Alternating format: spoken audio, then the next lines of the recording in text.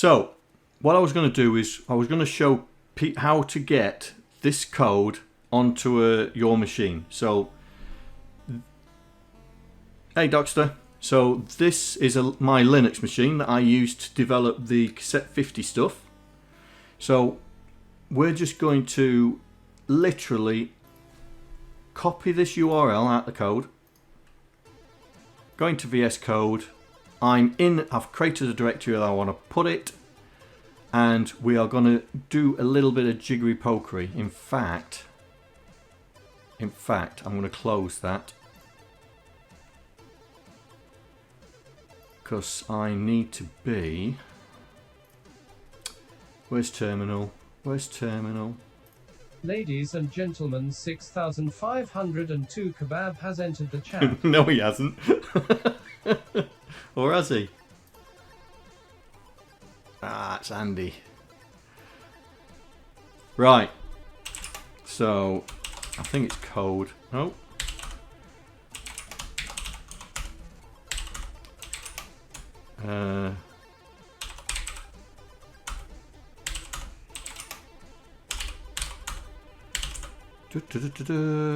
Oh, there it is.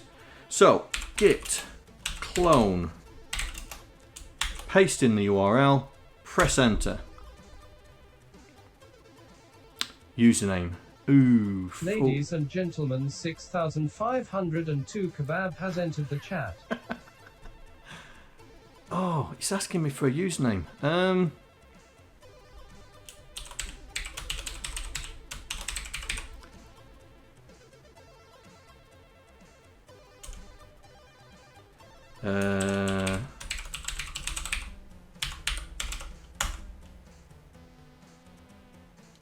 Right, okay, it's done it. So that's what you do. You just do git clone, and we should have the file in here. There we go. It's that one there. There we go. That's the one. Oi, John, pay attention to chat. No, you didn't.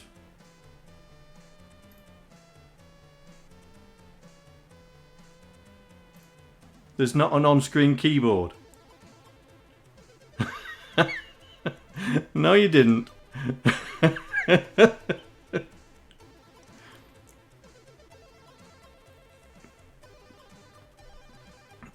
Stop giving my password away.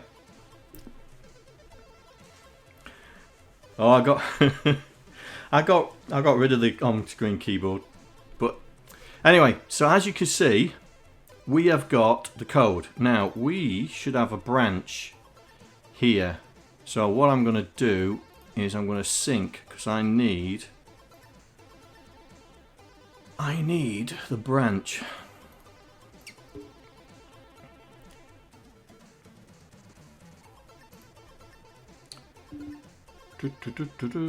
Oh, come on. Really?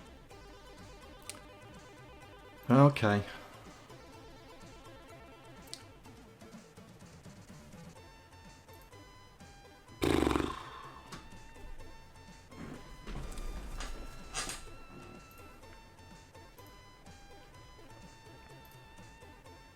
Come on.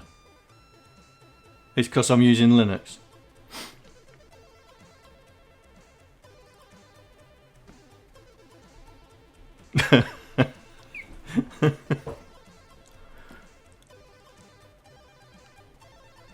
Hang on.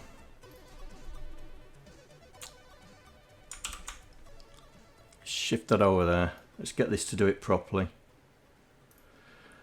Ah, dear.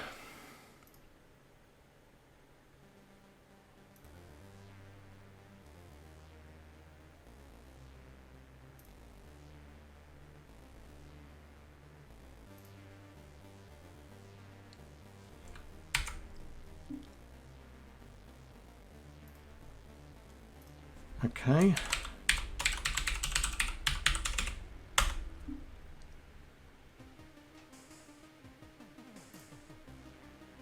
Right.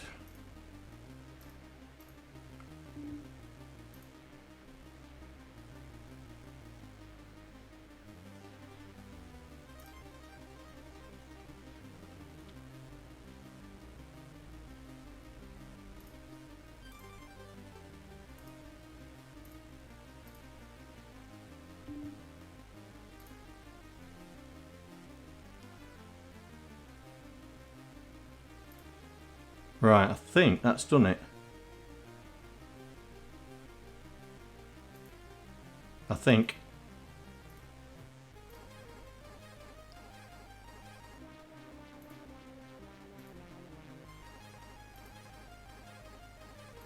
Should see that.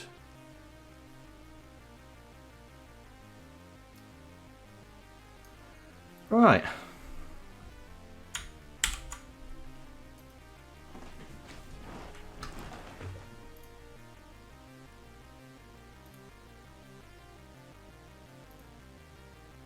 Now that should be have done it.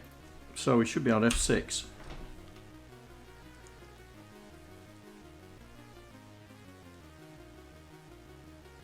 There we go. Right, so we're up and running on Linux. So what I'm going to do is I'm creating branches, yeah? So all the code changes we're going to be in this branch, and then we're going to have a branch that says episode 3 code changes, episode 4, episode 5. So that the fact that you'll be able to switch between branches to see what's changed, yeah? Because the problem with doing commits and going back to a commit is you lose all the forward commits. It's really annoying. So I'm going to use branches. So eventually we'll have branch episode 20 or 26 or whatever. But at least you'll be able to see the progression between each of the code branches, so you can see the difference between episode 2 and episode 1. Yeah. So that's how it's going to be done. So I've created a branch called episode 2, which is on GitHub at the moment because I created it. And anything that we do in this branch will stay in this branch, and then we'll create another branch off this when we've finished this stream, which will be episode 3 and so on. So I hope that's okay with everybody. I didn't want to, I mean the commits are okay, but you can't go back. If you go back you end up losing all the forward commits, and it's really annoying. So that's what we're going to do, yeah? Now I've got two VS Codes open. Here we go. So, oh, I forgot what I was going to do now. Oh, that was it. Right. Monsignor...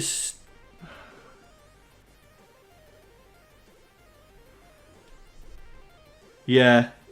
Yeah, Stacy. It's... Yeah. Hello. Right. So, now, Monsignor Stacy's been busy. A busy old bee. And he's been making some sprites for us. Which are really good. So, he's created a fireball sprite. A guard that walks funny. And then another one. So, if we animate them... So he looks like he's having a fun time. He is. He's I think he's walking pretty quick, isn't he? Is he the guy that this is the guy that's going to be chasing? They all work. They all work. I think this is the guy that chases us. Yeah. So if we wait, he gets closer. This dude, he's a new one, but I do like the fireball. I do like the fireball. The only problem is, right, and this is the only problem I found. So let me load Sprite pad in again.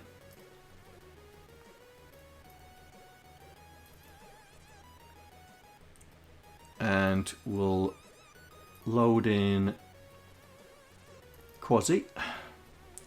The only problem that I could see between the two is we have different multicolours. So here we've got brown and green, and here we've got light green and pink. So we need to standardise on the colours for the sprites, yeah? So we need to work on it, yeah? But like this is great. I was thinking of changing the colours on here, but I need to swap them over, because if we're going to use this multicolour, no, that's all right, mate. That's all right.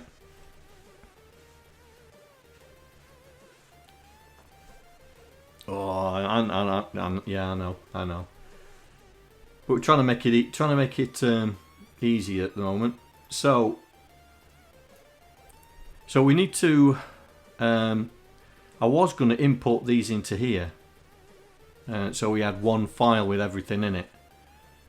But if we have multiple files, that's okay. We just have to work out.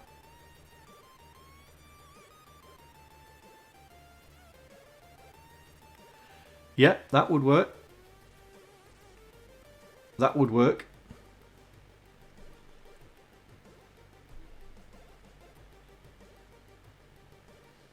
Yeah, that would work. So we need a little bit work on the sprites, but they look great.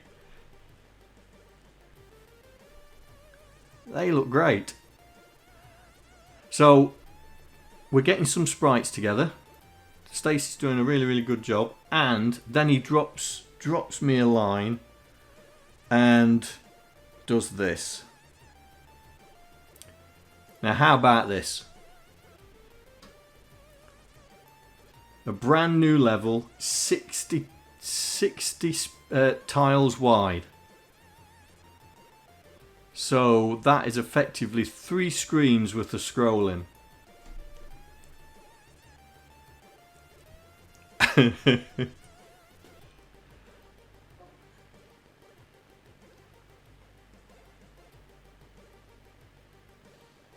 Mrs. Word around. Yeah, I mean, Stuart's right. We could make the sprite colour the pink for Hunchback and... Let's load it back up.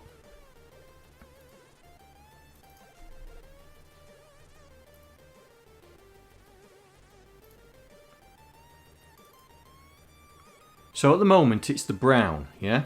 So the sprite colour's the brown, but we could make the sprite colour pink, yeah? Which would then be the faces of both these two. And then on the enemies one,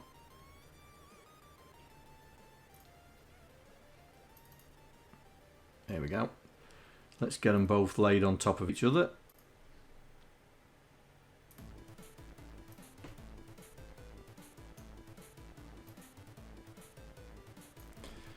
So yeah, we could. So this would be the brown would come down here, or we could put the brown there, and then put the green or light green, depending on how you look at it. Because I think light green will work here as well. And this sprite would still be yellow, and the fireball would still be yellow. You can copy one set to the other, can you? So, I think, oh, yes, yes.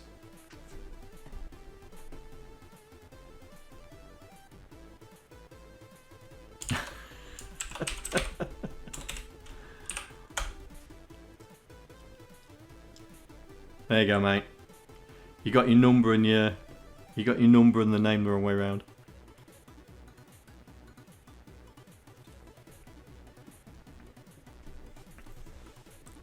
You put 2 exclamation marks.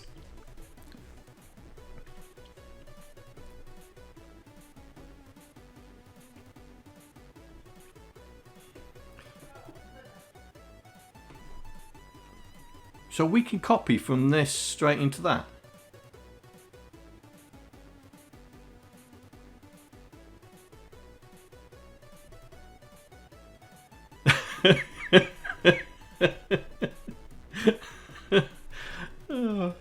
There we go.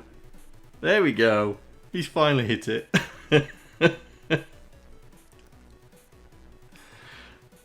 All right. Okay. Let's see what we can do. So we'll save the project as something else. So call this version 4. So you're saying if we boost, this by, what is it, 24? So that's 68. Hello, John here. Thank you for following. Hope you enjoy the stream. Chonabytes. What? That's a good name, isn't it? Thanks for following.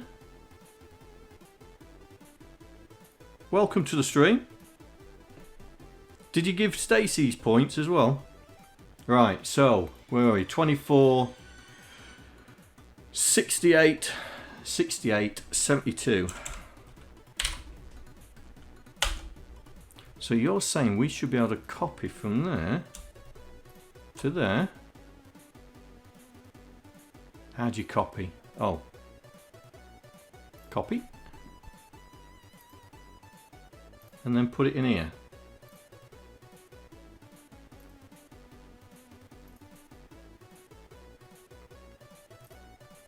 Well, well, well. Give that man some points.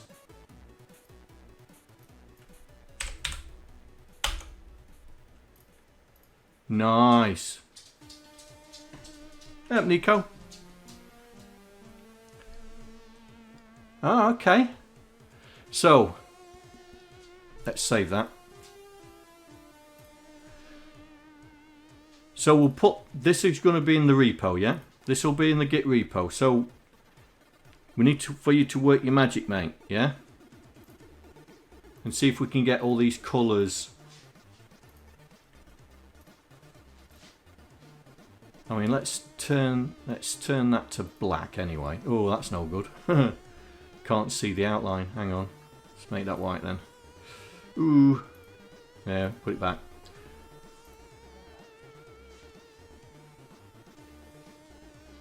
Sprite. Sprite. Oh, the Sprite colour's blue, isn't it? Light blue. Yeah, light blue. There we go. Alright, mate. Well, when I commit this back to the repo, you'll be able to grab it, yeah? Because I'm putting this will be in the repo anyway, but this is the file that we're going to be using, yeah, from now on. We'll say this is the file, but we'll put versions on it so we can keep it just in case we need to go back. I know GitHub allows us to keep versions anyway, but we're getting there. So we've got the fireball going left, and that's 4 frames. We've got fireball going right, which is 4 frames. We've also got the 2 enemies going left and right as well, and 4 frames each. So we're keeping to the 4 frame theme, which is good because it means we don't have to worry about working out frames. We can just stick with what we know. But this is getting good, and I love this. I absolutely love. So I presume, right, this is me assuming. I presume this is going to go up and down, yeah?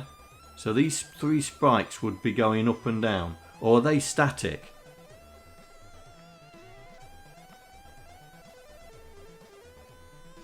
Because I wasn't sure if these would be going up and down, yeah?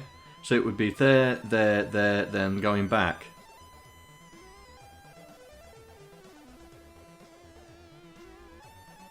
Yeah, because we can animate these.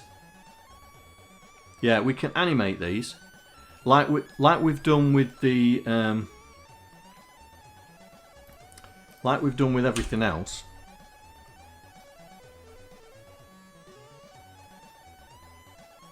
So we could animate this, but we could have the spikes going up and down. Yeah.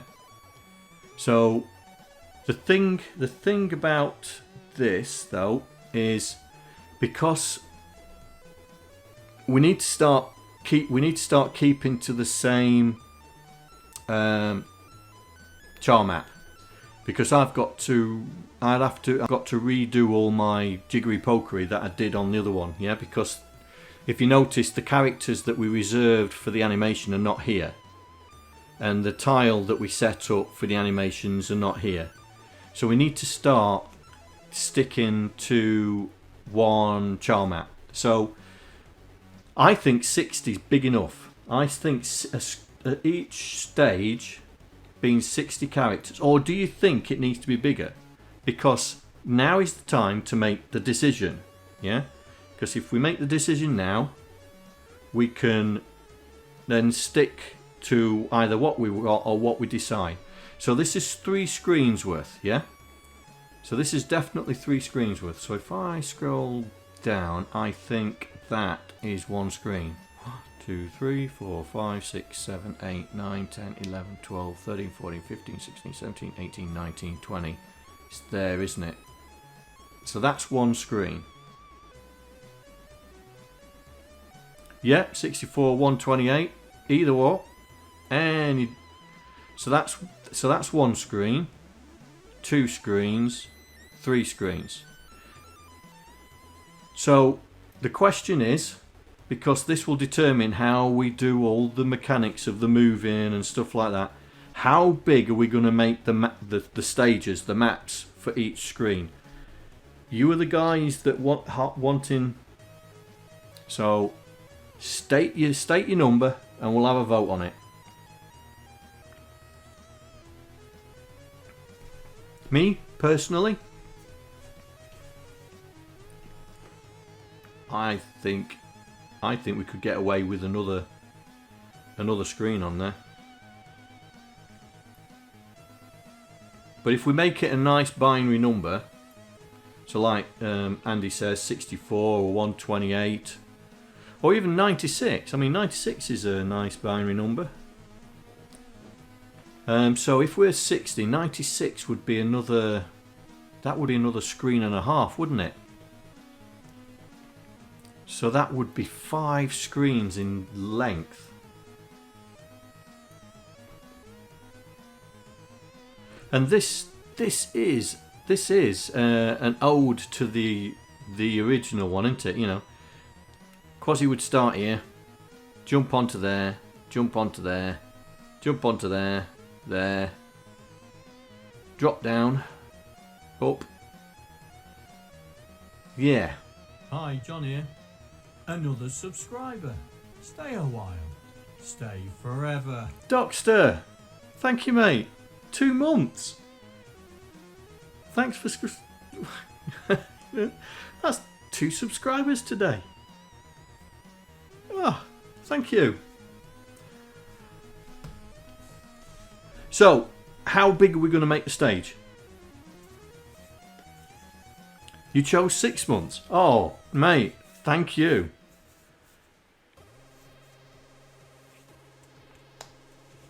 Well, it's Stacy. I think we ought to. I think we should have maps that are a nod to the original, as well as having some sort of platform capability. Yeah, because we're trying to make it better. Yeah.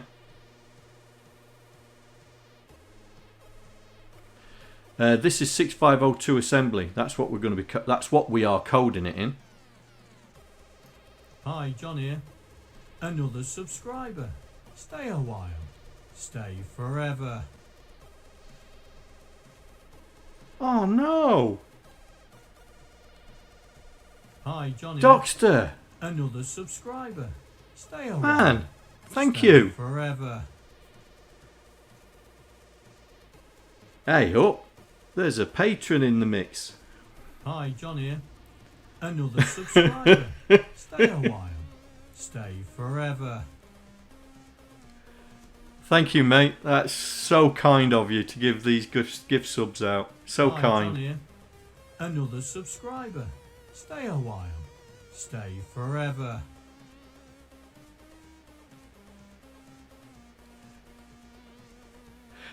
Stuart, Hi, John here. it's up to the guys Another if they want to subscriber. subscribe. Stay a while. The patrons. Stay forever. But Dale Andrew Darling, welcome to the stream. How many streams have you been on and not said a word? Welcome.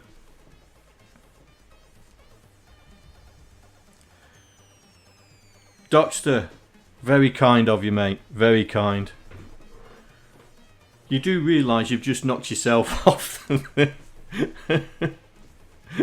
You've just knocked yourself off the latest sub, because that's going to now be Mr. A Summer 70. At least you're still on the bit score with 1,000 bits. Alright. Right. So have we decided that we're going with 96, yeah? Have we decided that's the size we're going to go with? So that's going to be what? So 63 screens, 80's 4 screens. So it's just shy of 5 screens, yeah? So it's 5 screens in length. I think that would be enough to try and get from one side to the other, yeah? And if we make them tricky, if we, you know, the later ones, make them tricky, then it would, you know, we don't want to make them too easy. I mean, the first lots can be easy. Have a throwback to the original Hunchback, have some screens on there, you know, use the fireball, use the stake, this death stake that goes up and down, so you have to jump over them.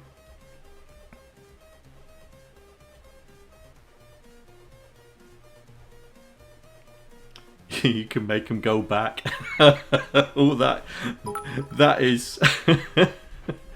Oh, Docster, thanks for the bits, mate. Thank you. That's evil, Stuart. Getting them all the way to the end just to get them to come back. That is evil.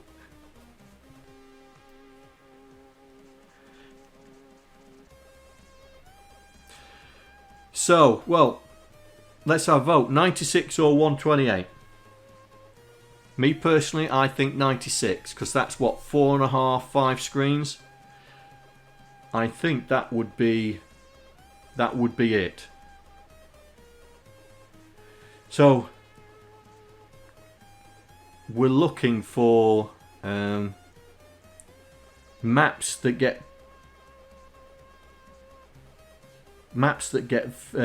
progressively harder, yeah?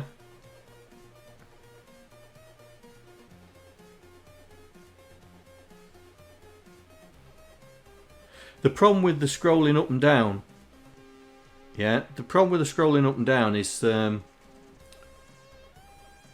it didn't look good on the screen. We coded it in, but it didn't look, because we had it going up and down, and we had a lot of artifacts here because we couldn't get the timing right.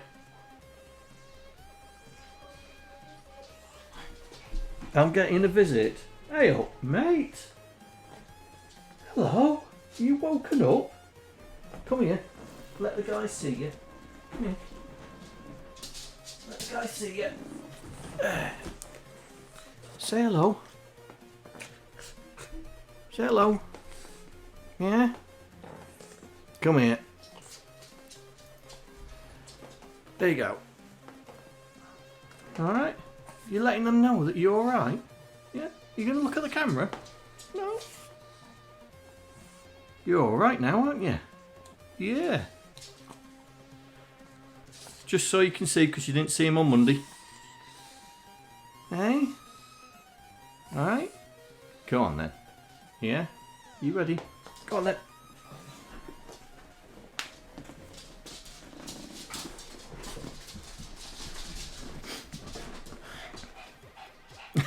Little Ewok.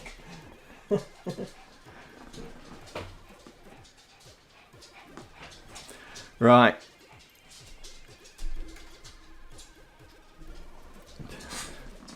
Just so you could see him, he's doing a lot better. Like I say, he's I bet he's going to have a mad 5 minutes now. Right, so we've agreed on 96, yeah? So agreed on 96, yeah?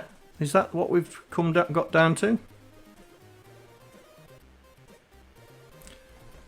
Right.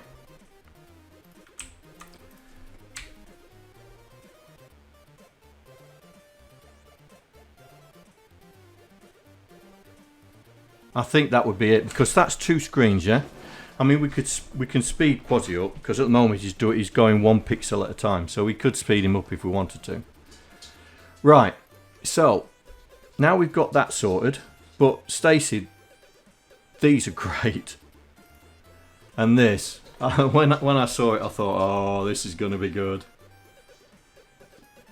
So we just need people making examples of the maps. So we just need to nail down the character set and the tile set, get them nailed down, and then we can start building the maps. Yeah. So we can, because I'll need to redo this because we've got some new tiles here.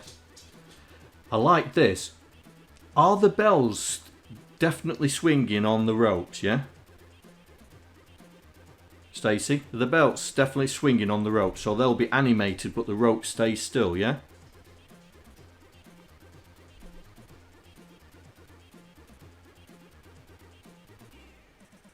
I assume that's what we're going to be doing.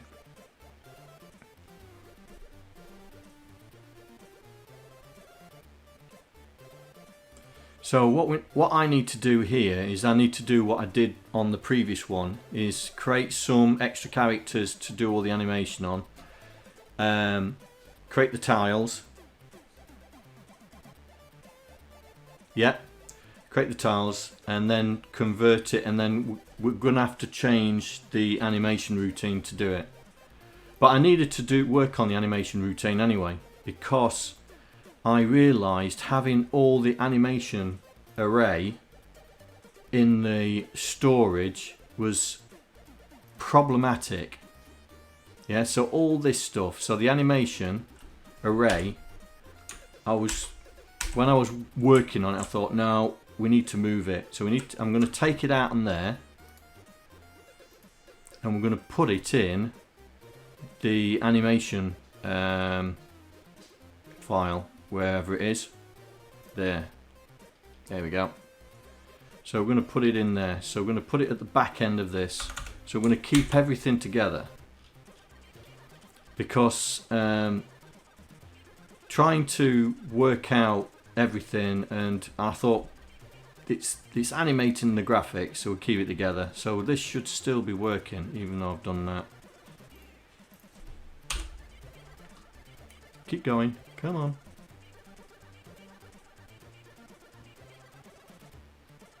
There we go. So we're still animating on the characters. Yeah, we're still animating. So there are a couple of things that we need to start thinking about. We need to, at the moment we're controlling Quasi directly. Yeah, we're telling when we're doing the moving, we're telling Quasi move 1 pixel that way, and then we evaluate where his current position is and then determine whether we scroll the screen. Now we need to change the way that we're doing that, because what we need to do is we need to get Quasi to move. We need Quasi to move in the stage space, not the screen space. And like I said on Monday, the way we do that is we have the stage and then the screen that goes forward and backwards across the stage. I mean, I did a video about this when I was doing the Pi game version, and explained how you have the stage. This is the stage, so you've got the start the stage and the end of the stage down here, and then you've got your screen, which is a viewport which effectively moves backwards and forwards across the stage. But the screen is the thing that stays still. It's actually you're moving the stage behind the screen. Yeah. So what we need to do is we need to get Quasi to walk from the stage. We also need to get Jill, who's located there on the stage, that when the screen comes into view for her, she's visible and she stays visible, but she looks like she's moving across the screen. And so we need a routine to update all the sprites that are currently in the system in the direction of the scroll. Yeah. Because when we have more than one sprite on there, they could be moving in all sorts of directions, like the fireball. but we also need to make it, because if we're controlling the sprites directly, then we have to write a whole rack of code that says we're scrolling the screen, you need to move 1 pixel to the left. We're scrolling the screen right, so you need to move 1 pixel to the right. And we don't want to be doing that. What we want to do is we want to say to the sprite, you're at 0.700, 300. So 700x, well, 300 is too big. 100 down, yeah? 100y. So 700 is the point where it is. If the screen is in the range, then the edge of the screen could say be 600, means that that sprite is then 100 inside of the screen view. So when the screen moves out of range, it would just fall off the edge and wouldn't get displayed, because we are sprite. So we need to change the sprite library to work all this out, but it runs through all the sprites anyway, one at a time. So we can get it to do that. We can get the sprite library that draws the sprites on the screen to work out on the screen where it is. We know where it is in the stage. We just need to, when it comes to doing it on the screen, where on the screen is it? And that's where we need to do it in the sprite library draw routine. We need to take the screen delta and then minus that screen delta from the sprite coordinate, and then use the remainder to put the sprite on the screen. So that is what we're going to do. Now just do that so you guys can see it, because I've just noticed it a bit small. So this is what we're going to try and do. I'm going to try and do this in this stream, but it could take a while, because we're going to be breaking stuff big style, and we need to think it through. So this array here, so we've got three elements of the X on the sprite array. We've got the fraction, which is, do we want the sprite to move for every cycle less than 1 pixel? Yeah, and if we do, we use the sprite fraction to do that. Sprite low, X low, which is what everybody's used to, and X high is the most significant bit aspect to it. But we can use these to actually say this is the X coordinate on the stage, not on the screen. And all we need to do then is just, where we come to evaluate the sprites, so when we draw the sprites, or I think I called it process sprites, I think. We then, when we look at the sprite value, we then work out where it is on the screen and tell it to be put in that point on the screen. And I think, yeah, so if it's modified, then we put it on the screen. So we need to be able to, so on the apply X,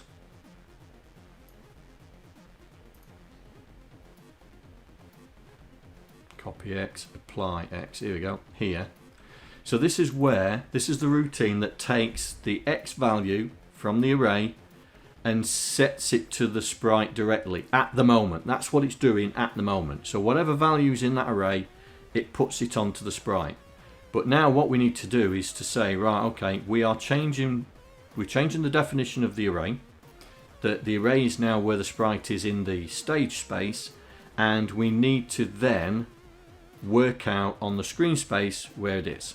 So yeah, so we need to tell, this needs a way of working this, well, this needs a way of working what the screen offset is.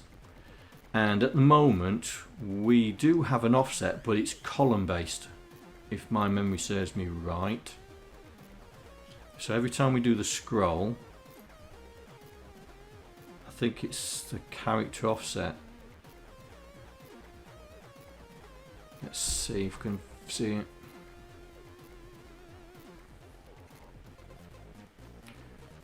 So this four-way scroller is still a four-way scroller. It's still got all the It's still got the up, down, left and right in it, but we're just using left and right. So I'm just trying to remember where we put that. Where did we put that? Hang on. Game storage. Is it at the top?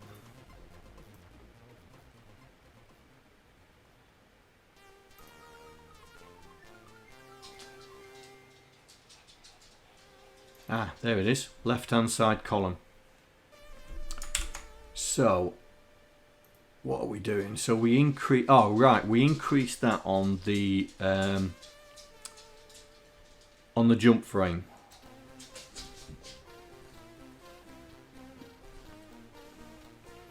But we also need a more granular version of that, because this does 8 pixel moves before it jumps. So we need a more granular way of doing it. This is to help re-establish the columns on either side, yeah. So we need a more granular way of doing it. So what we need to do then is we need a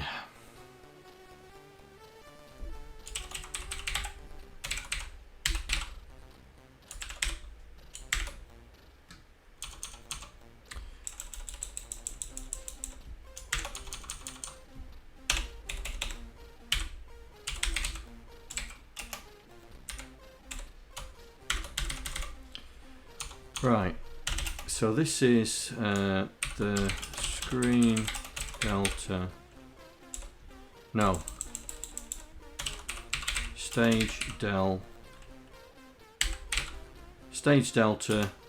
to the left hand side of screen in pixels.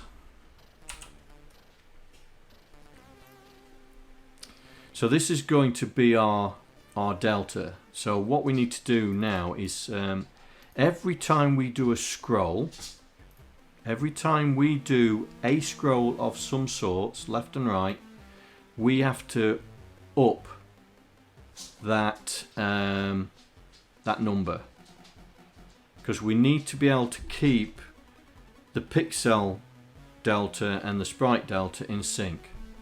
So it needs to be done on every one. So this is left scroll. Now we're not evaluating all the frames. We're only evaluating some of them. So let's just see. Go to frame 1, go to frame 2.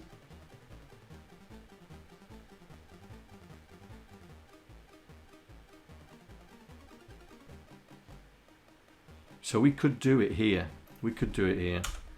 So left. Is that increasing or decreasing? That's increasing.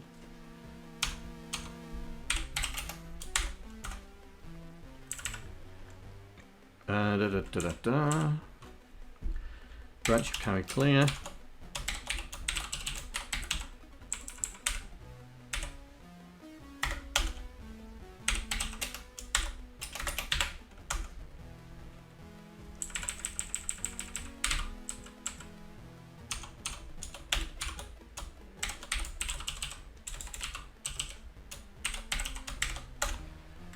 Right.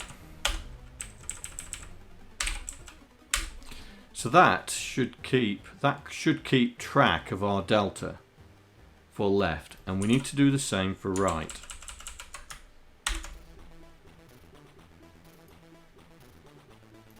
So right was down here. Here it is. But instead of doing ink, we do decrease. And that is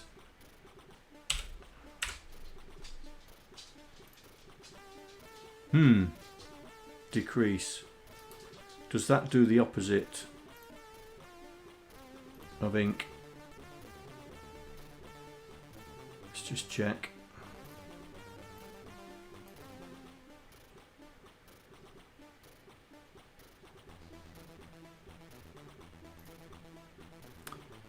Da, da, da, da, da.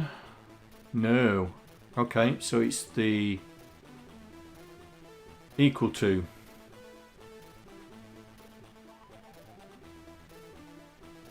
Yeah.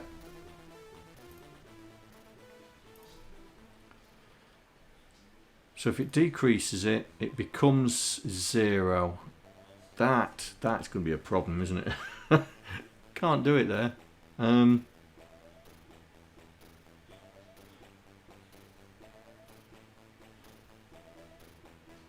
Because if it equals 0, we subtract 1, it becomes 0. Still 100. Urgh. Oh, we'll have to do it the old-fashioned way.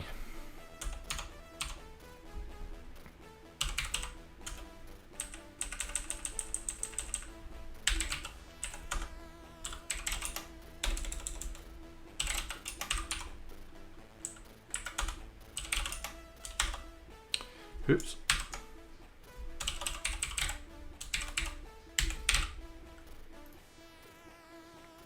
Right, that'll do.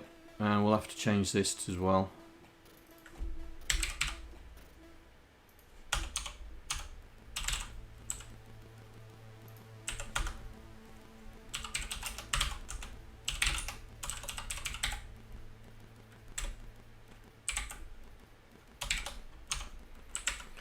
Right, that should do it. So we add one to the screen. If it's still carry key, bypass it. If it's carry set, we set the higher value. And this does the opposite way around. So if it's set, that's clear. Yeah, clear, yeah.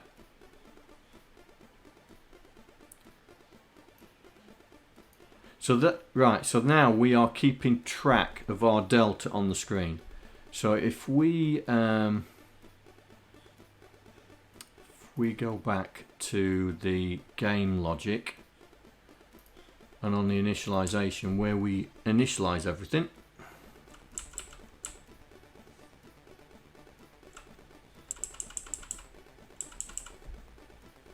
so we, oh, map, it's in map, isn't it? Map.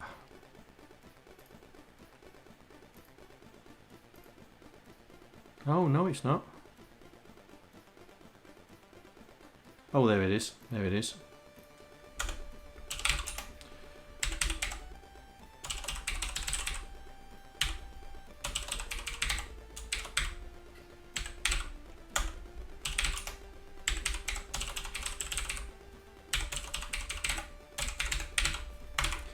So that's where we're initializing it. So we're setting it to 0 there because we're always starting at the top end of the screen, yeah? And so every time it scrolls, every time it does a scroll, whether we're doing anything or nothing, we need to keep track of that delta, yeah? We need to keep track of the delta. So when it comes to doing the sprites in here, we then load the Y value, the X value of the sprite. So the X value could be anything between 0 and, well, 96. Let's see.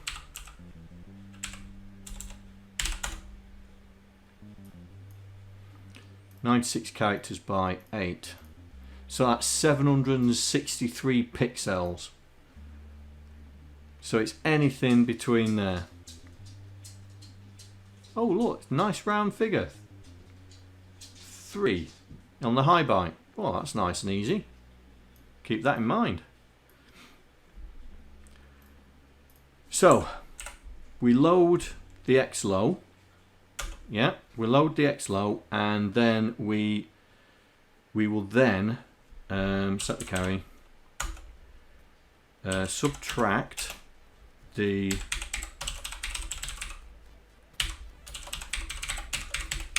screen delta, and then store it in the sprite X. So we're taking where it is, we're subtracting the delta, which should leave where it should be on the screen. And we need to do that for the high byte. So the high byte, that's going to be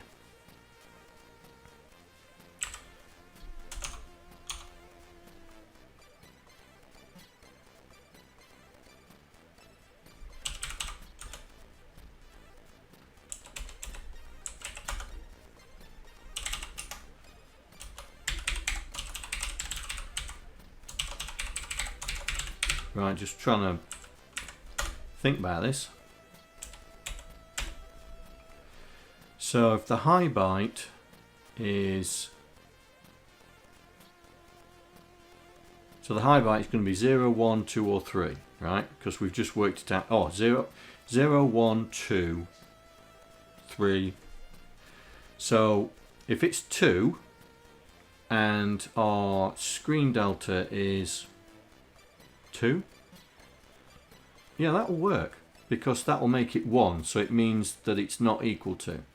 Means that it needs to turn the high byte on. That should work.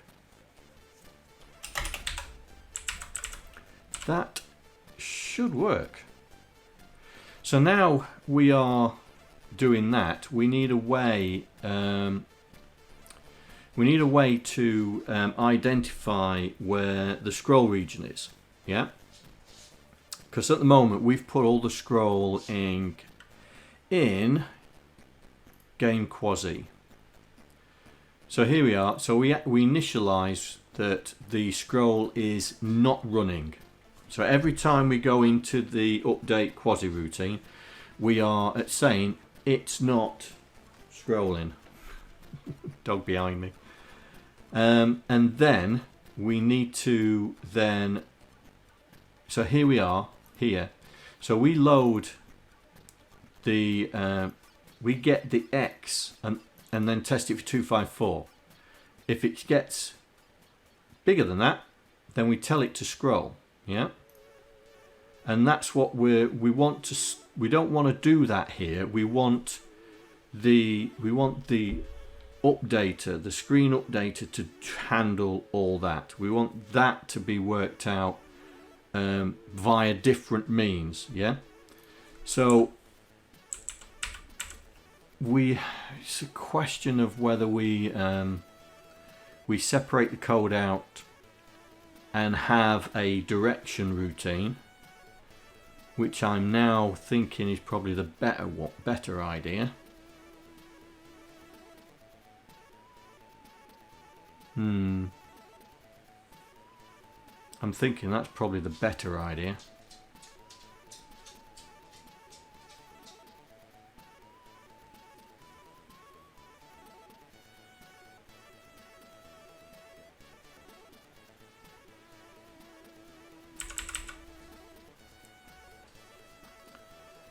So we do the, but it could be done in here, I suppose. It could be done in here. We could, yeah, okay. Hang on, I'm just thinking on the fly here. We could, because this is updating the animation as well. This is updating the animation, so we could do it here. We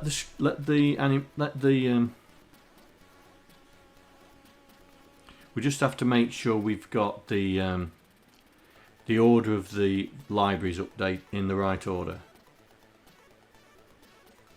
because we don't want to scroll before we do the workout. Yeah. Okay.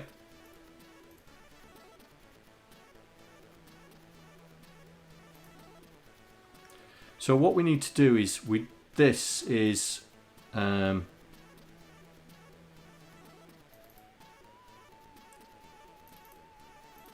this is it, right? So we do some calculations here. So we get the X value of the sprite, and then we branch to say it's not scrolling the screen, which is down here. Yeah. And it moves quasi.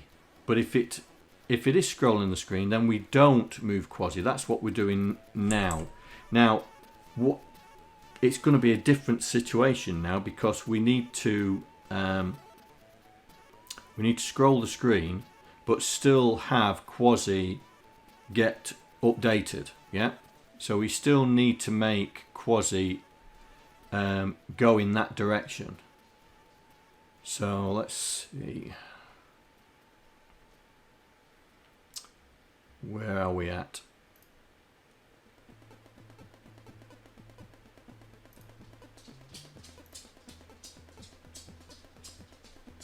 Now we need to redefine this.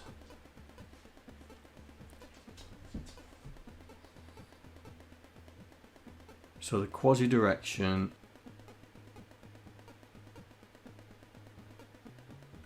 Right. Okay. So we need to redefine this. So I'm going to, in two minds, making these routines. I'm in two minds to make these routines.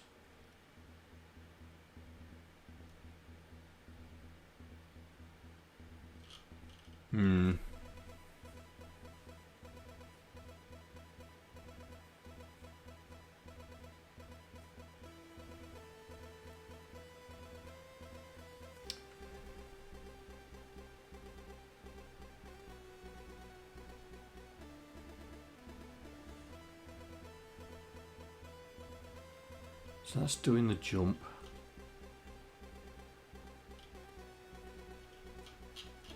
Right, let's make this into its own little namespace, because that's something else I'm going to be doing. We're going to be using the namespacing quite a lot to try and separate it out, just in case we have variable names that we repeat. We don't want to get them mixed up.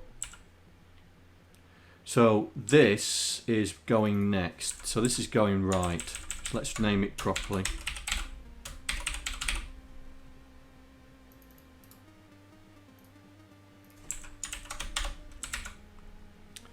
And then we've got going left, which is down here somewhere. There it is.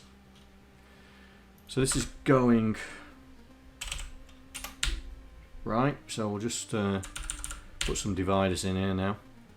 So then we're testing whether we're jumping, and if we are,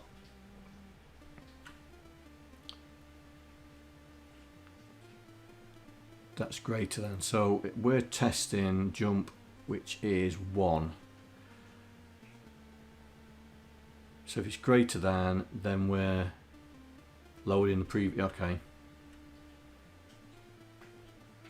So this is where we're setting the animation. So that's doing the right hand.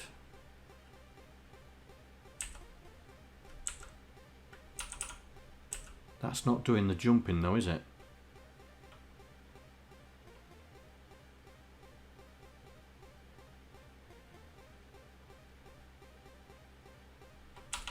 Yeah, that's setting it back, isn't it?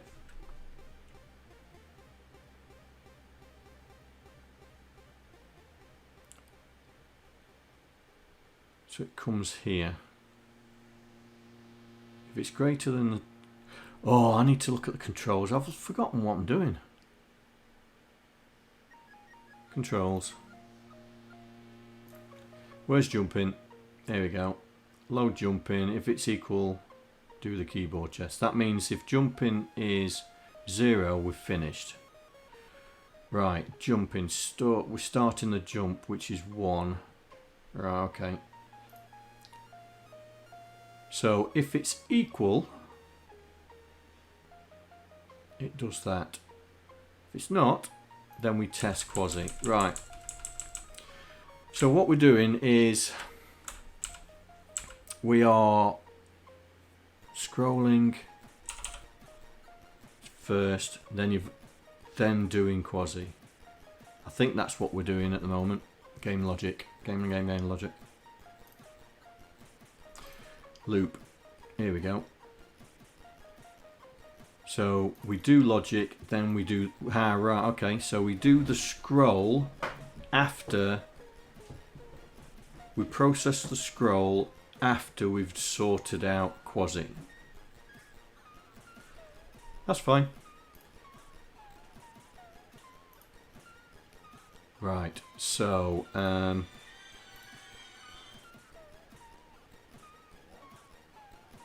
we get the value of quasi.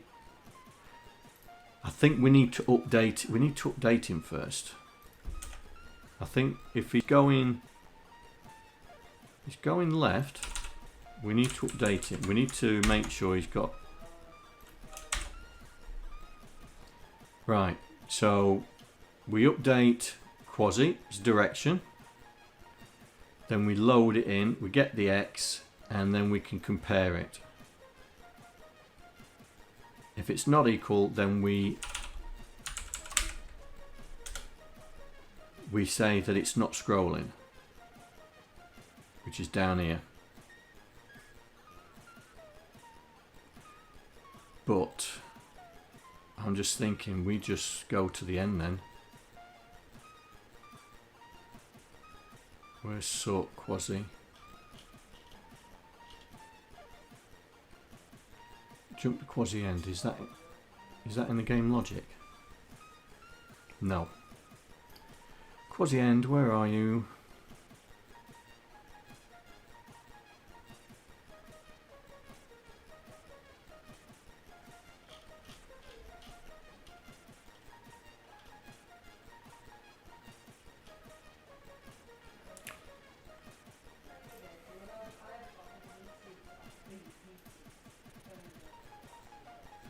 I'm just trying to find where quasi end is.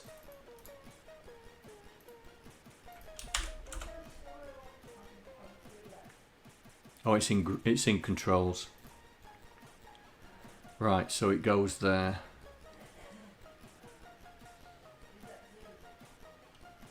Why does it go there?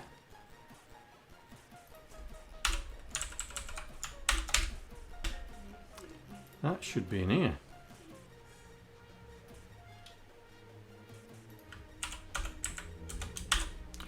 We'll put it there for the moment.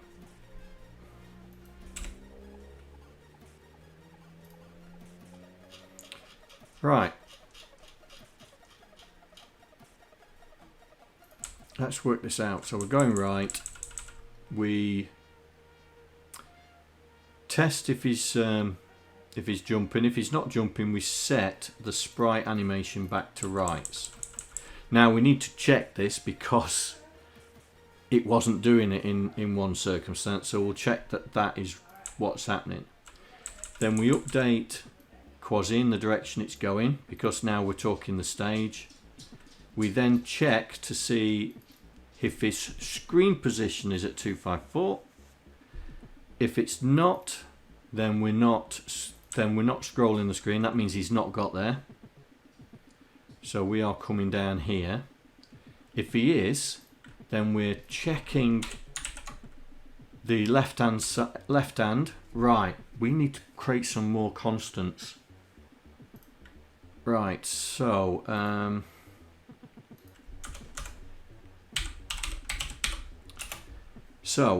scroll max left hand position. No. Column. Because now we're saying it's 96, so 96 divided by 96 times by 2, isn't it?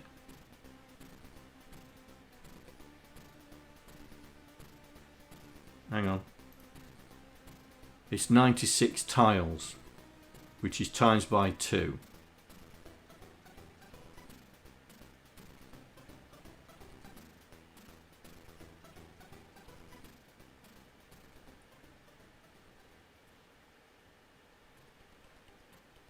Yeah, 96 tiles, which is times by 2. So that's 96 times 2.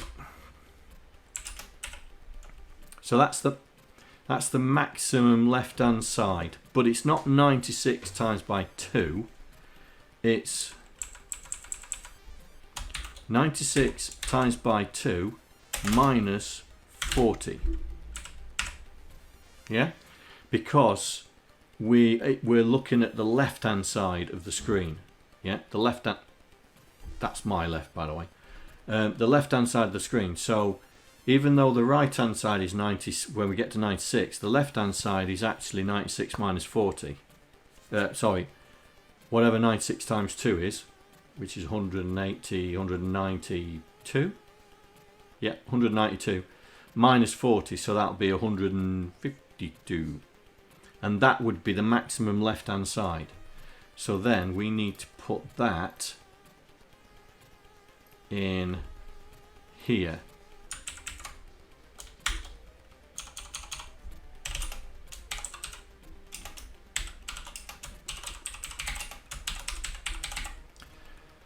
So that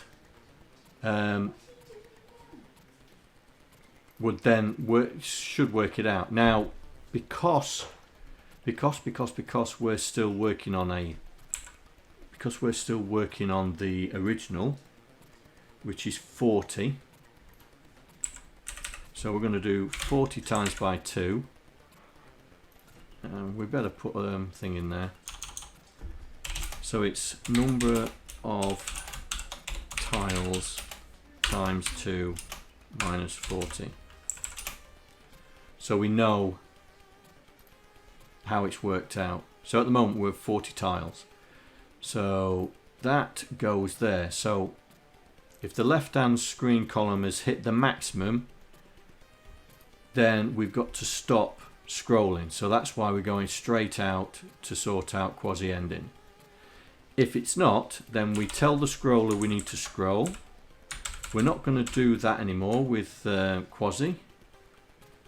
We're not going to add 0 because the screen should take that. We're going to take this out as well. And to be honest, we could do that.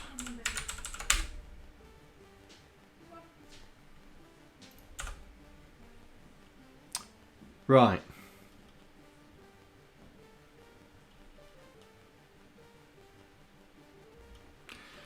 Let's see if I broke it.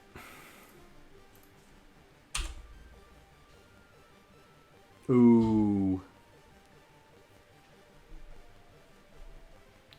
Everything's gone wrong. Lib sprites.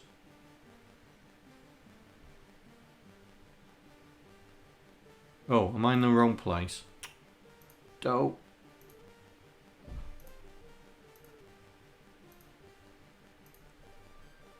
Quasi.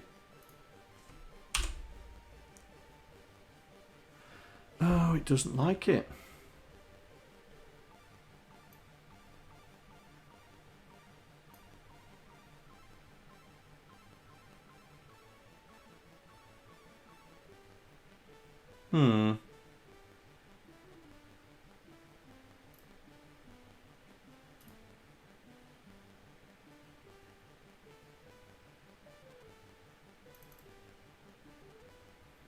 That's a constant. Why doesn't it?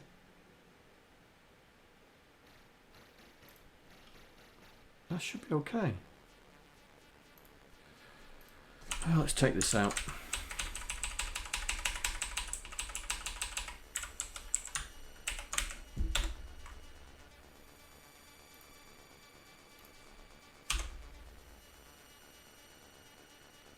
Oh, I have broken it. Oh, well and truly broken it.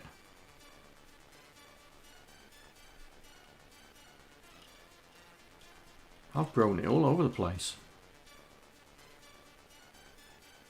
Right, let's do that again.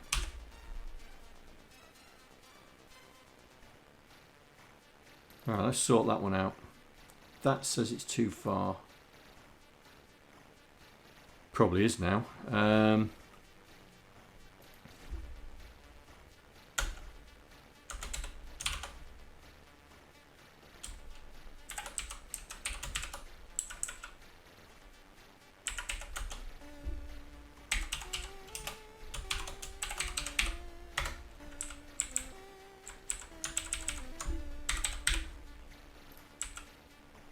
Right, I should have sorted that out.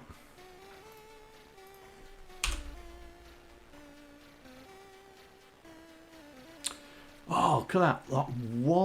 That one branch caused havoc. Right. Let me put the name spacing back in.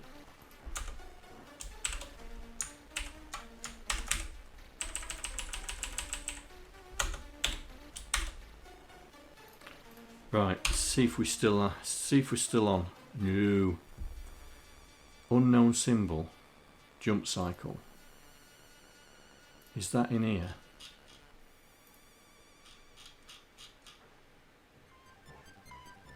Let's find jump cycle.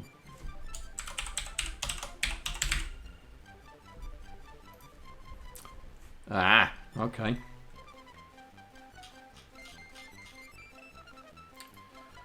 So, no,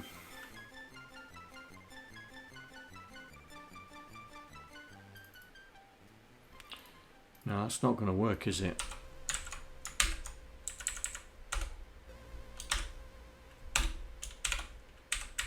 So, we are going to create a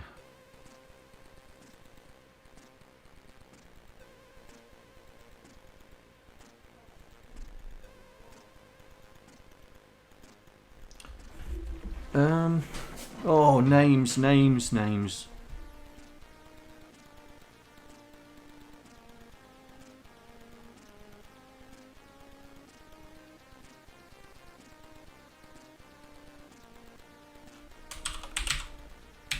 We'll just call it that. Right.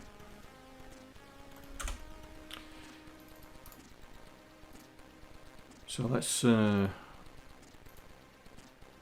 reassemble that and find all the errors.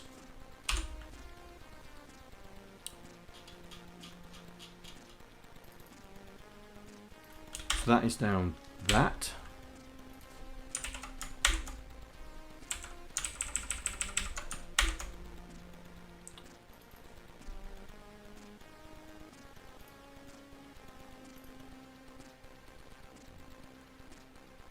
That's in game control, so I don't know why that's not liking it.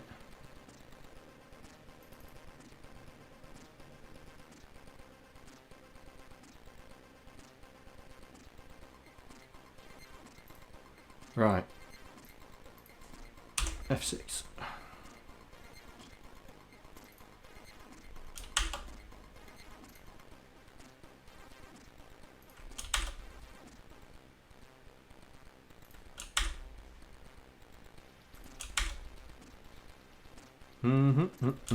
Because we now put them into quasi. Right, there we go.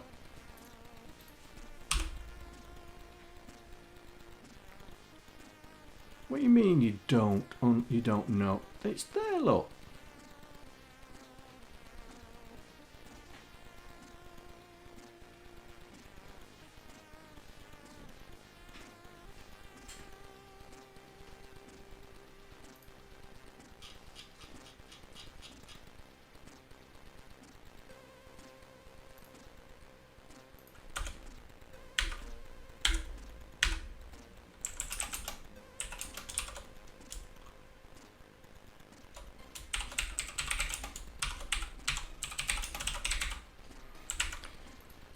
I don't know why it's not liking that.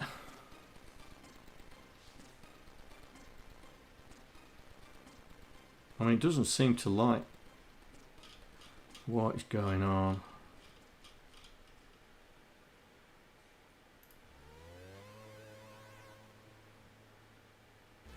Shouldn't matter that it doesn't know it there, because it's in here.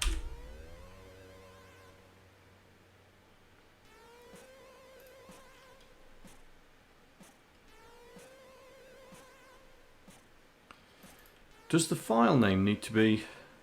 am I missing namespace? I don't think... No, I don't think so. I don't think so.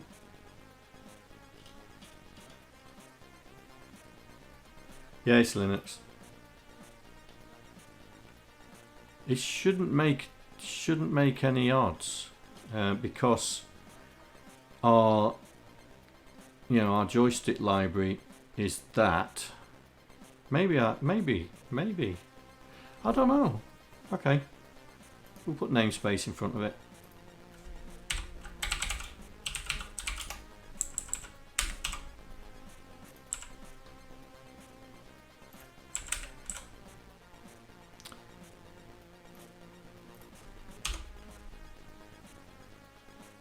Nope.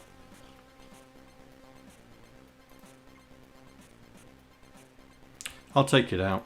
I'll take it out. I'm just trying to split the code up.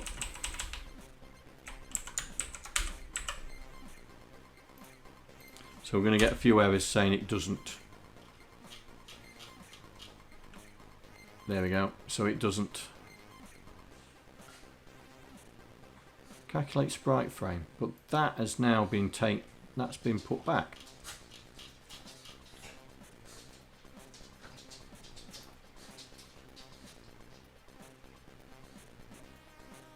Calculate sprite frame.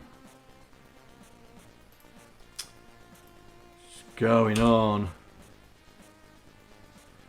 Right. Let's shut this down and start it back up again.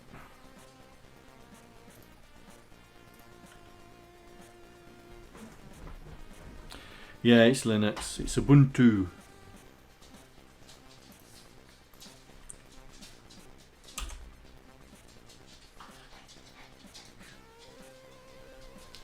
That's better. I think it just got itself in. It was.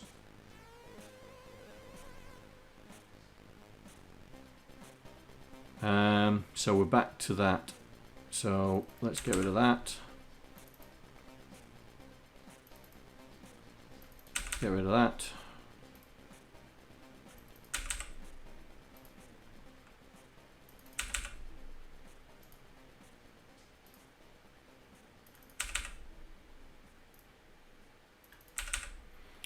I'll have to check to see if I've got the name Quasi already.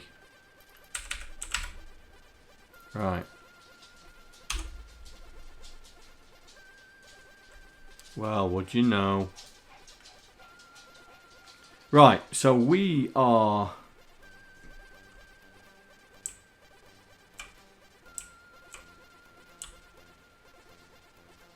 Right, so Quasi's still moving left and right, yeah? I don't know why it's flashing.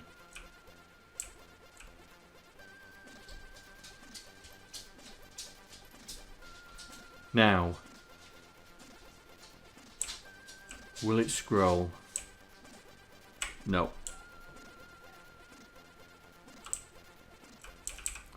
So we need to figure out why it's not scrolling. So it's in here. It should be setting the scroll. It should be doing it there. So if we put a breakpoint, I don't know, what am I going to do? Where am I going to do it? There.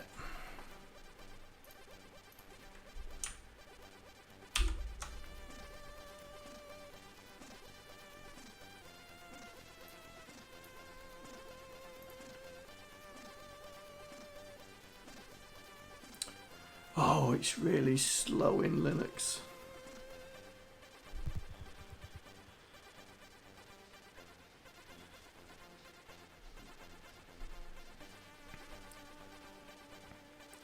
Oh, look how slow it is.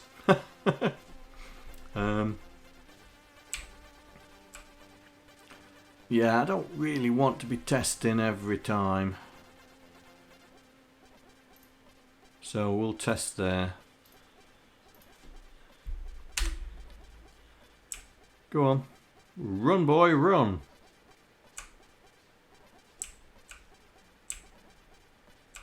There.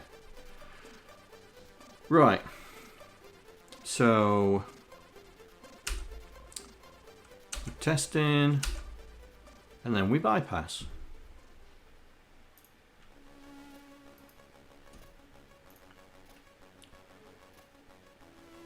So we're testing, and then we bypass. So that's right.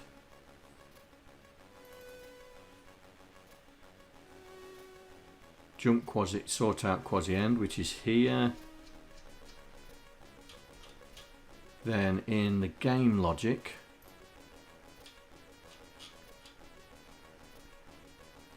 so this is what's happening at the moment. So we are setting the direction to not move. We're doing quasi, which then sets the direction, and then we process that direction. So the scroller must be broke. I must have broke the scroller. So we are increasing. So in here, load delta, add 1. Oh, hang on.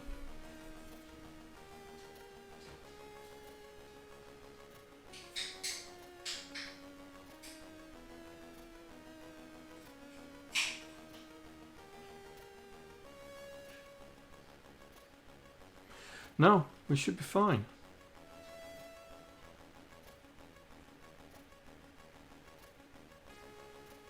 We should be fine.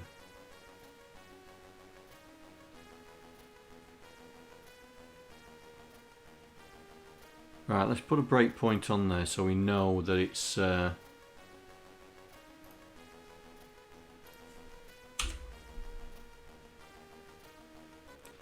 think I've left the breakpoint in, Anna. Yeah.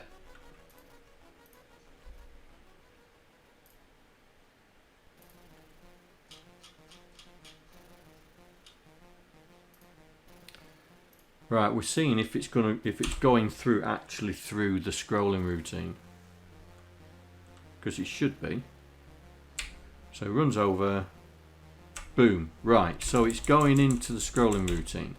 So why is it not scrolling? What have I done wrong? I've broken the scroller.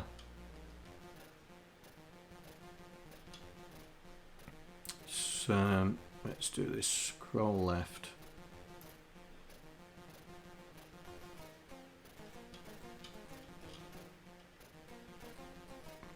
So we initialize the scroller. Load the direction. We set it to scroll left.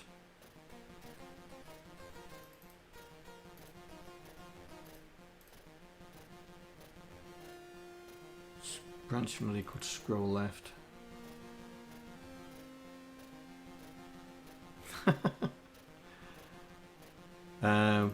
Compare scroll left. So what are we doing?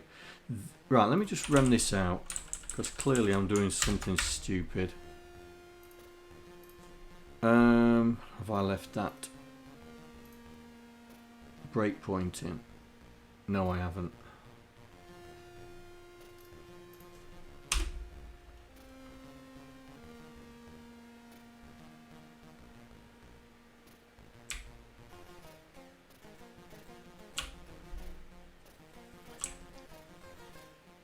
Oh, it scrolled, it scrolled, it scrolled.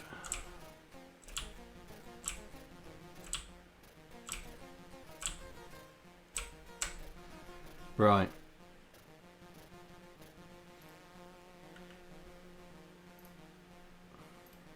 So what could be causing that?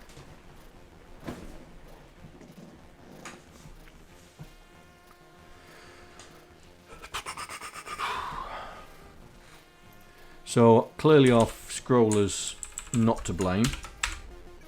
So it's in here.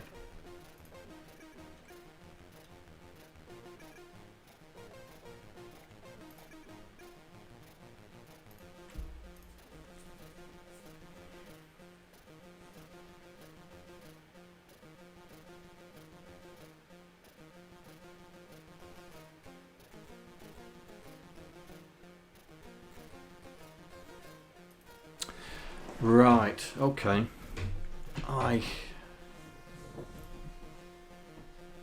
Where's the game logic? Let's just make sure. Sort out. Where am I interrogating the controls? Sort out quasi. Where's sort out quasi? That's here. Right.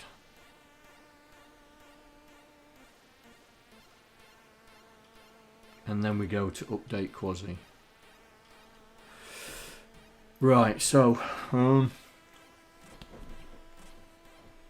problem is where we're updating the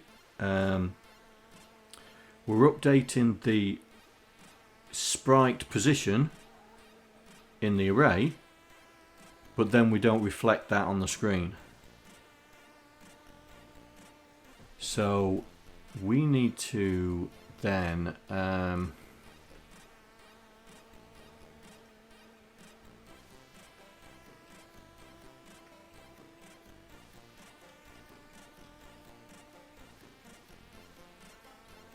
where's sort out quasi end? I've forgotten where everything is. Where is it? Oh, it's in game quasi. Oh, there it is. Right. Why am I jumping there?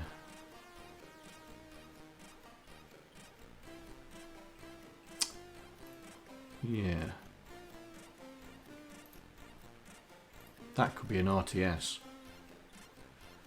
Right, let's see what happens if we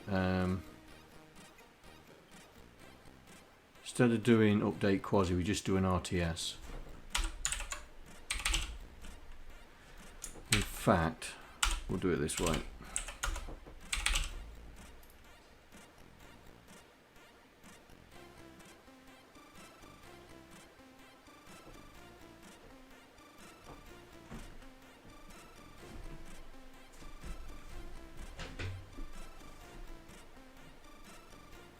Hang on.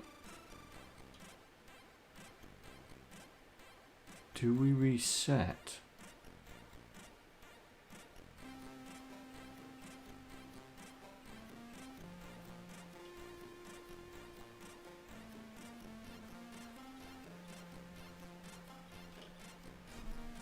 No, we don't.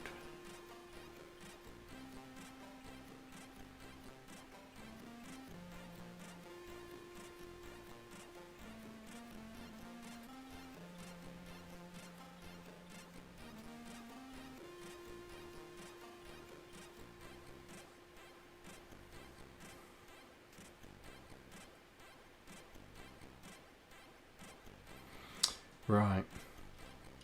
We still need to work. We still need to rejig all this. We still need to rejig all this.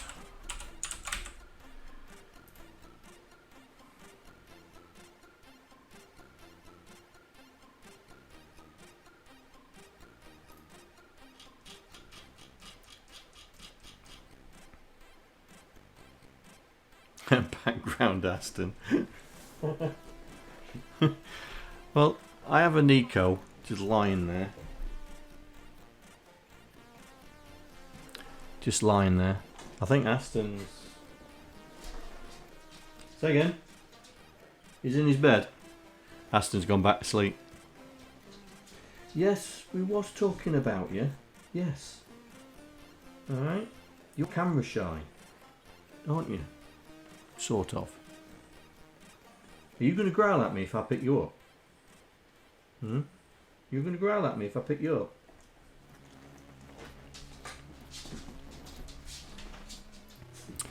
Right. So we need to change the way we're doing it, because at the moment we are working out where he's going and then jumping off and say do it. But in the do it, we're then testing for the scroll. But in fact, we don't want to test for the scroll. Because what's happening is it does scroll. Let me run it.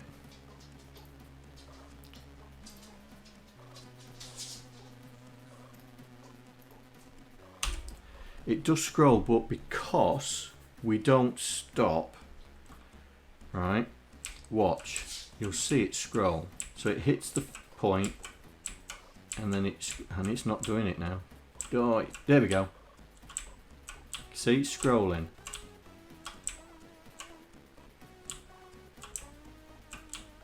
And quasi disappears. In fact, quasi is disappearing as we go down. Oh, that's interesting.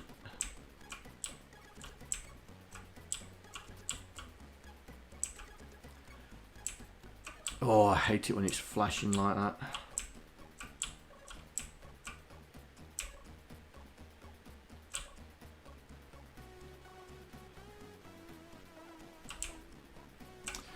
Right, so clearly we are in the middle of a bug fest.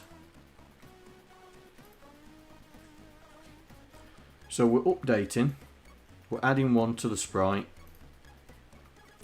but then we're getting the X, but the X is not, you know, the X is the sprite on the stage, and that's why we need to know the actual sprite, what the actual sprite location is. And we won't know that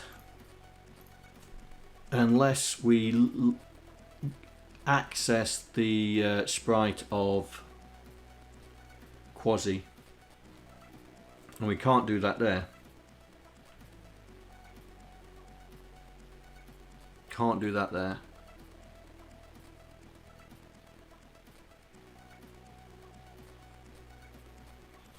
So we need to rethink this.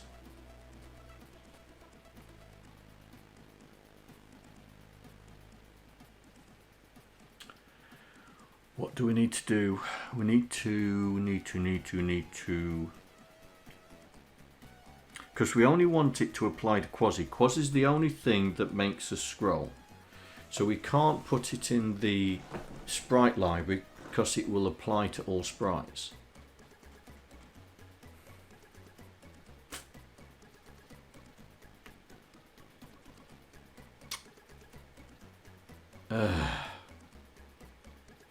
Poo. Come on, John, think.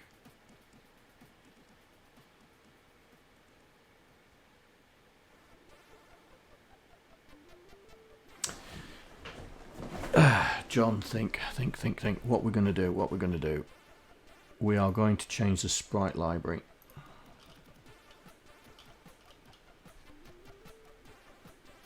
So we have a function called getX, I think. Here we go, getX. So let's create another function called getScreenX.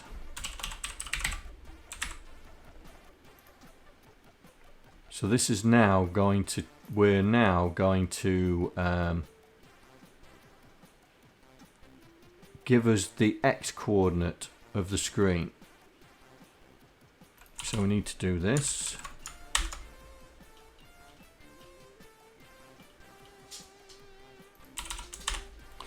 So we load the low value, subtract the delta, then we transfer it into X, and we'll do the same for the high.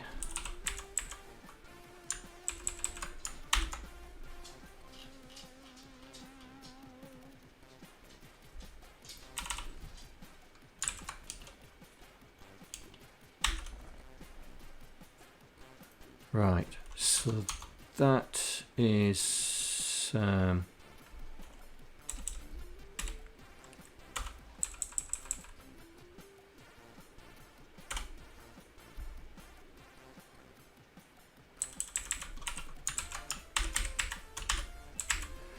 okay. Let's see if this does it. So instead of doing getX, we're getting ScreenX. So now we're testing for whether the sprite is at 254 on the screen. Let's see if we work.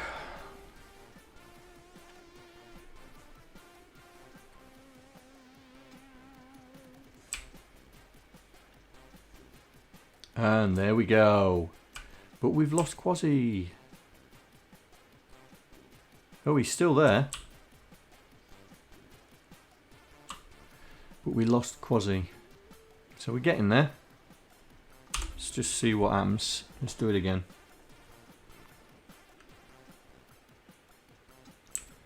So he moves across and then he disappears.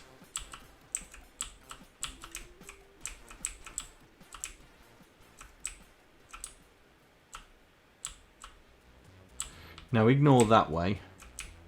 So why would he disappear? Why would he disappear?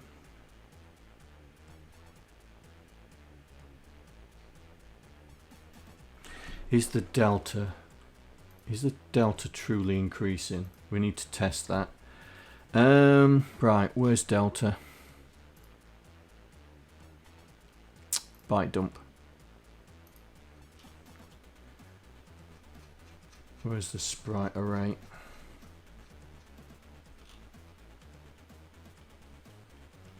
Aha. Right, screen delta is ODB1. Okay.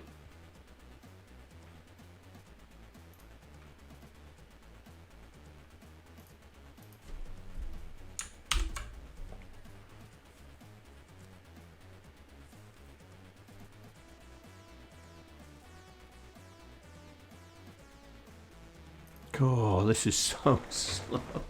I'm going back to Windows next time. I don't like this slowness.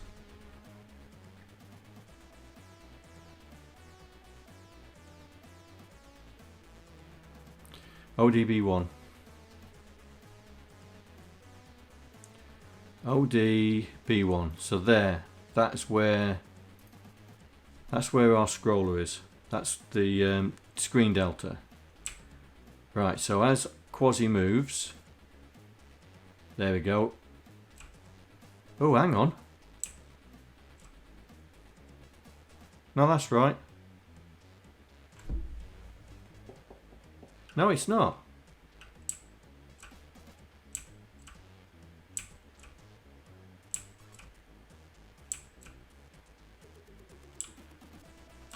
That's not right.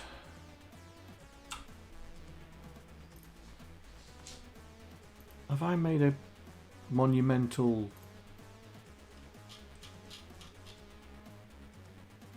screen delta?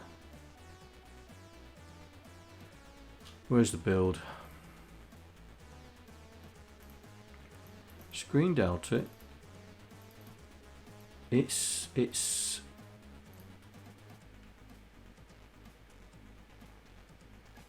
no, it is working. with the scroller's working, yeah. It's the interaction between Quasi and the scroller that's gone haywire because we're trying to do this screen delta. But the problem is it's updating the wrong. It's updating the wrong thing.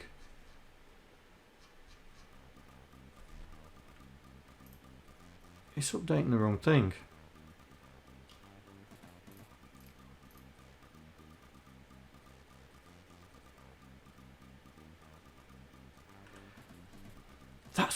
That's weird. Where's our code? There we go. Screen delta is ODB1. It wasn't updating. It wasn't updating the.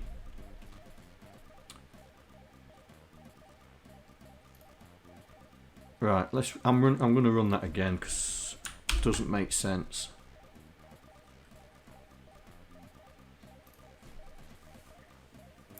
Yeah, the scroller's still working, mate. It's just the interaction between Quasi and the scroller, because we're at the moment before we was affecting Quasi on the screen. Now we're trying to say Quasi's now in the stage, and the screen is having to adjust to where Quasi is, and it's the interaction between the two. So ODB1.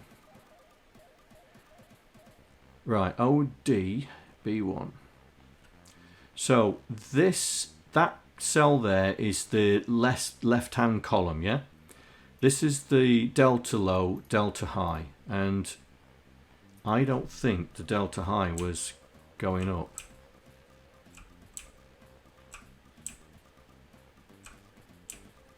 So here we go. So the delta high should be going up. Right, 91. 91.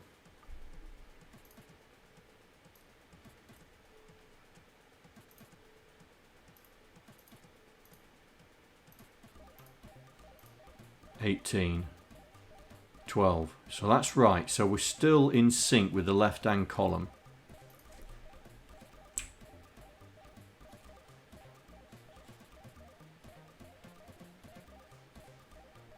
Right, so that's where it goes. Okay.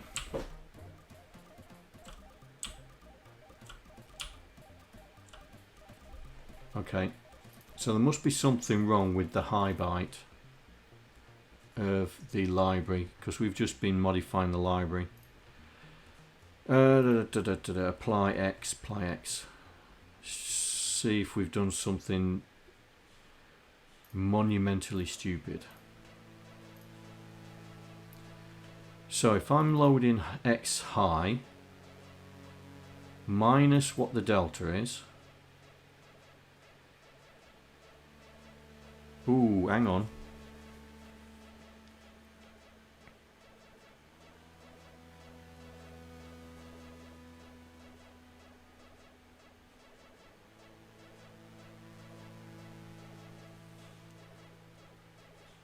Ooh, hang on.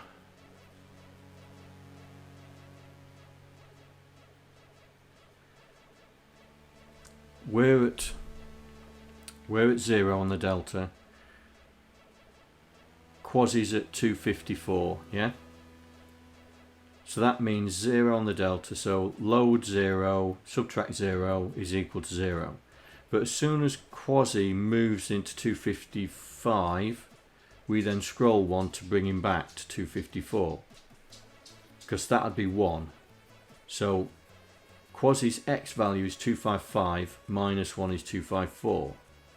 But what happens when we cross over? That's the problem. When we cross over that high byte, that is the problem. Because as soon as Quasi goes into 25 on the scene to 256, which is 1 0, but the scroller is 2. The scroller delta is 2, yeah?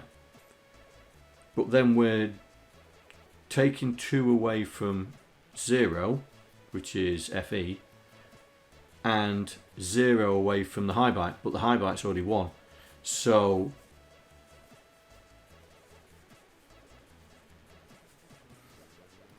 this, I think it's that. I think it's that. And so the sprite's going off somewhere completely stupid. Oh, look at that.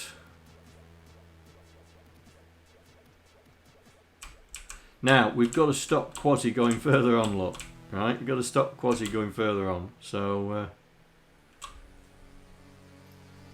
that's something else we need to look at. So, let's do the left-hand one now. So, we've done right. Let's do the left. So, we've got them both going to the same place.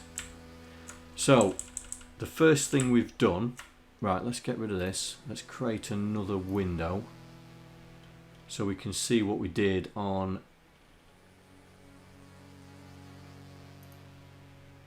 going right. Here we go. So going left.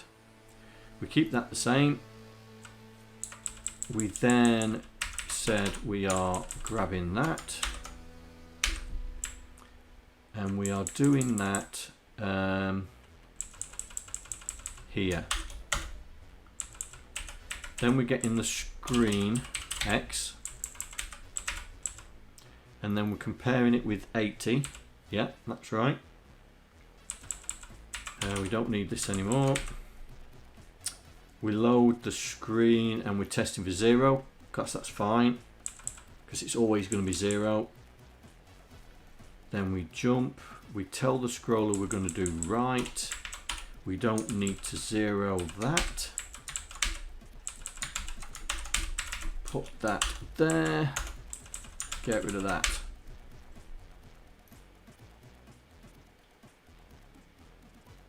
Right, so that's left and right. Done.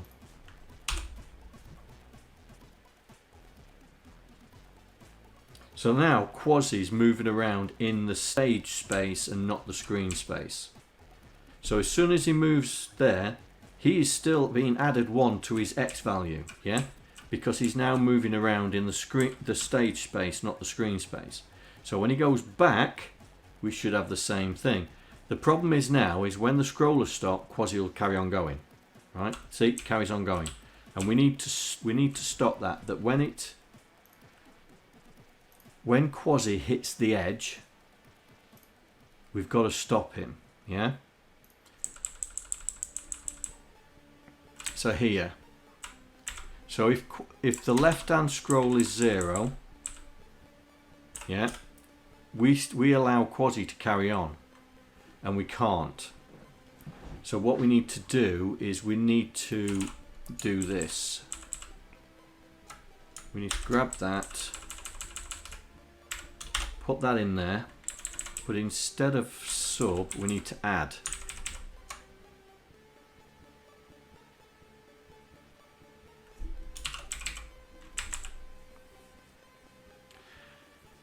It gives us the option, mate. It gives us the option. But we need to be able to test that we need to test the extremes then. But we have the option. All I'm going to do here is I'm just going to pseudo stop him, yeah? So basically, if the screen stops scrolling because we've hit the edge of the map, so that comes here, I'm going to add 1 to Quasi's X, yeah? Because we want to put him back. Yeah, I've been thinking about that as well, because if we have him too far away, there could be the edge of the maps won't be used. So let me just do the other one as well.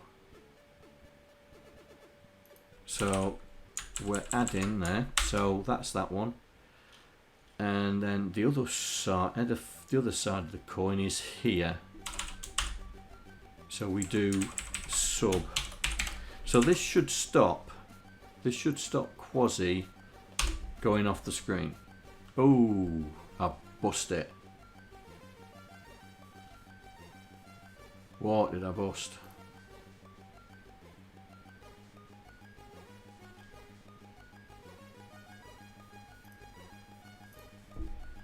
What did I break?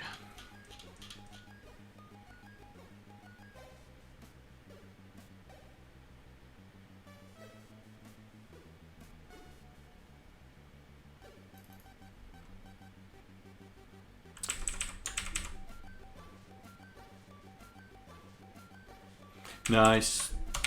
It's this, mate. It's add to, not add from. So we should be back now. There we go. How many errors just for a typo? Right. So the whole point now is we are testing for the screen location, which we are, and it starts scrolling. So when it gets to the edge of the screen, we should stop. Haha! There we go. So what Quasi stops. Then we go back. So Quasi's still moving around in the stage space, but because of our applying, so he stopped there. Right. So yeah, you're right. Great. Yeah, great. That we could, that in this instance, we could get Quasi to move to the edge of the screen and then just test for the edge of the screen. And conversely, we could do it on the other side. But at the moment, we're just going to leave it like this. But it's something that we can use, because all it means is just changing those two areas that we've just put in. Right. So what I'm going to try and do now is we're going to try and update Jill.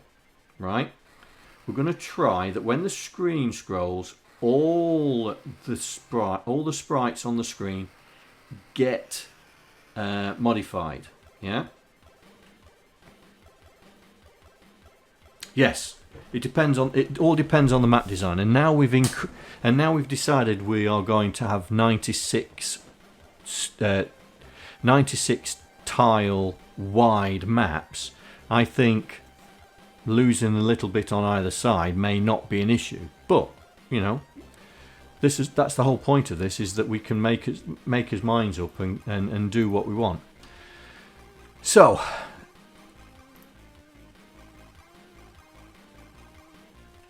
Oh yeah, you may not have been here to start with. This is what Stacy came up with. So this currently is a 60 wide map. Yeah. This is a 60 wide map. So this is something that he came up with, and we was looking at it, and that's why we decided to go more than 60 and go to 96.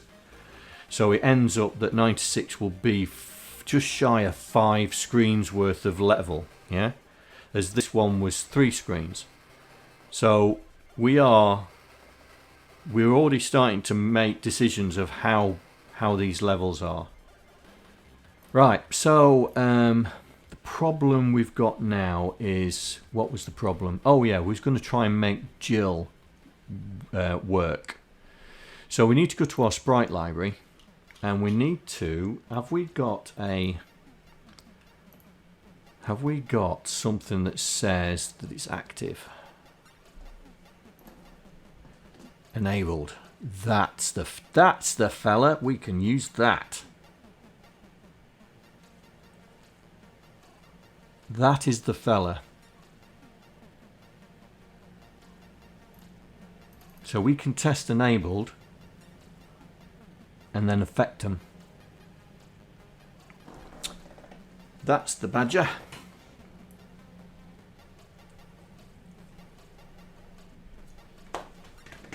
So we need to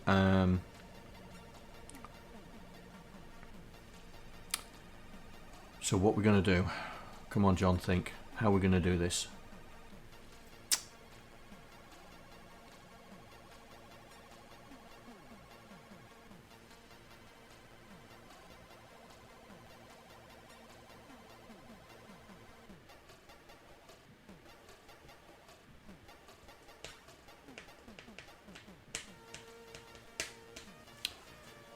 Okay. So we need another routine in here. So we're in the sprite library. So we need another routine where we are going to, so this update sprite. So we need something very similar to this. So we'll grab this.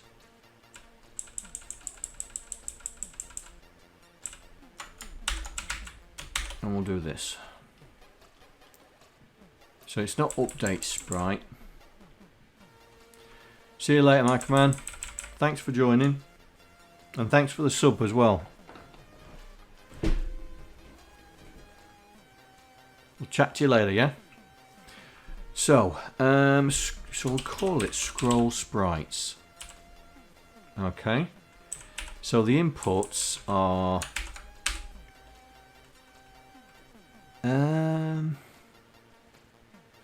accumulator is equal to direction. So the accumulator is going to tell us what direction we're going to be going in, so to scroll the sprites. So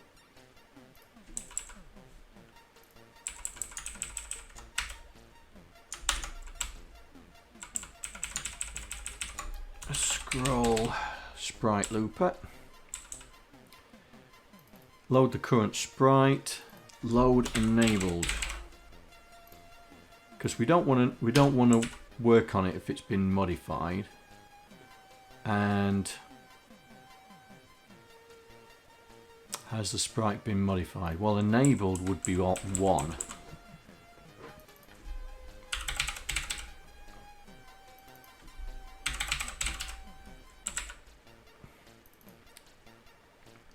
So if it's enabled, then it needs to compare, yeah, not if it's not equal to 1, then we don't need to do it. So if it is equal to 1, then the accumulator is going to have our thing. So what we need to do is we need to LDA right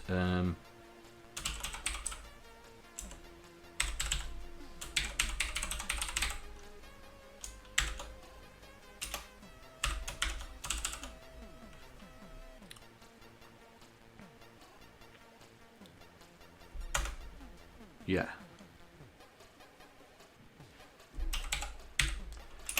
And we are going to use some constants. We've got some constants around here. So we'll use the constants, game constants. Here we go. Direction left, direction right. We can use those. So if it's equal to direction right,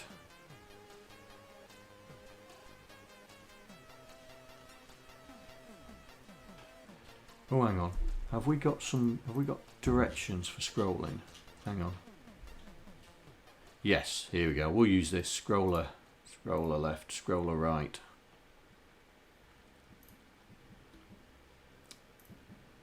And they're not inside, so we should be alright. Compare with scroller left. Branch is not equal to whatever. Compare with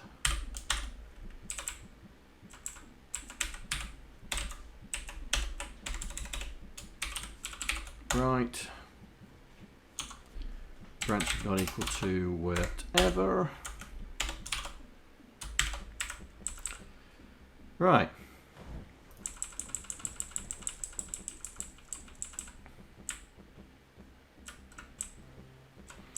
Now we don't need to do this. All we need to do, so we can get rid of all this. We can get rid of all this. All we need to do is to say that it's been modified.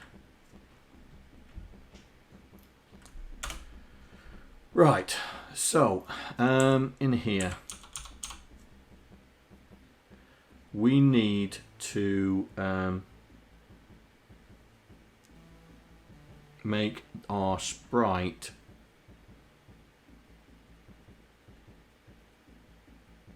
go in the direction that we want it to. So so it's the same as the quasi scenario, right? So if quasi is going, ladies and gentlemen, 6502 kebab has entered the chat. Hey up, matey. Long time no see. How you doing? We're getting there, mate. We are getting there. Slowly, but we're getting there.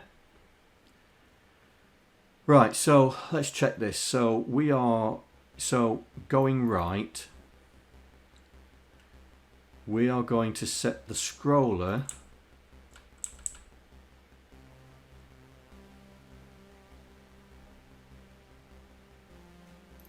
to go left.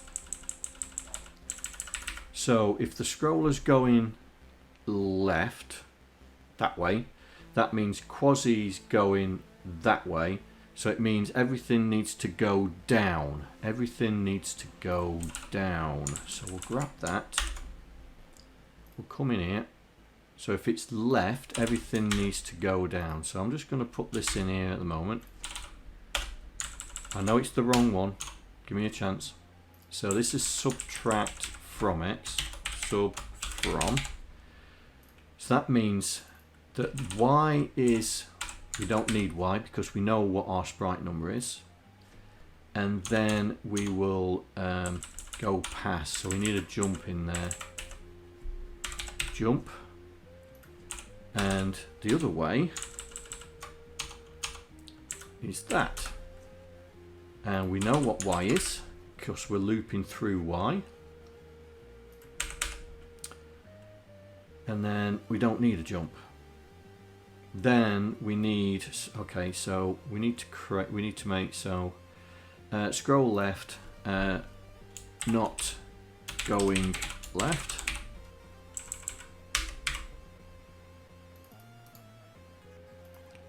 Put that there.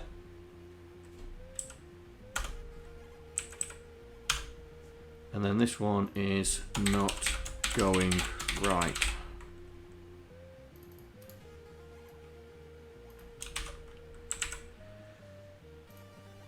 So we are jumping effectively to not going right.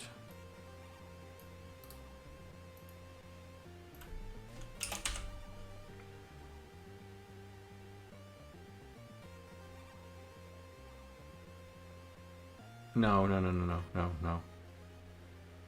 We are effectively jumping to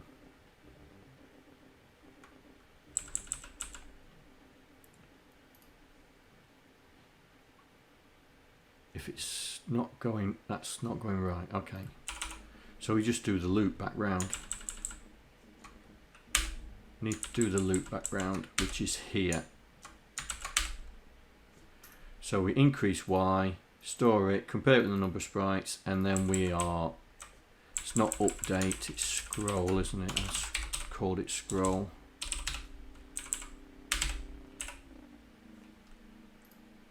That's it.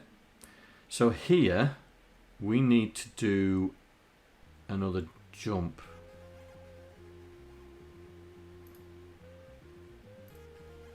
So what I think we should do is to say here sprite has moved, and then do LDA #1, store it in modified and Y. So we are jumping to here. So when we affect the sprite, so we're jumping there. Here we don't need to do the jump because we're in it. We tell the system that the sprite has moved, so it can then replicate that on the let's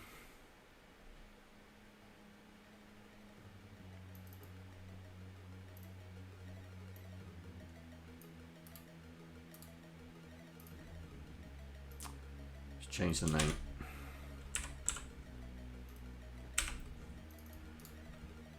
Change the name, go in there, no need to process. Right, so we need to run this. We need to run this in the scroller, right? Because it needs to update. It needs to update all the sprites as it's scrolling. So let's get in there.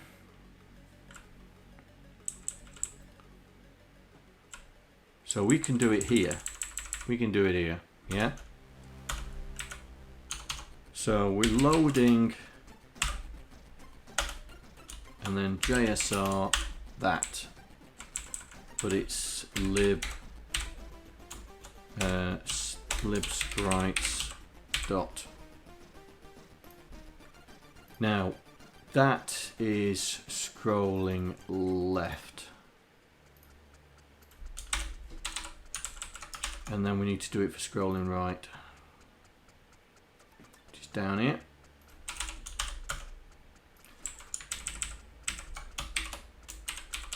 So as the scroller scrolls, it's going to affect all the active sprites, all the enabled sprites, which is going to affect Quasi.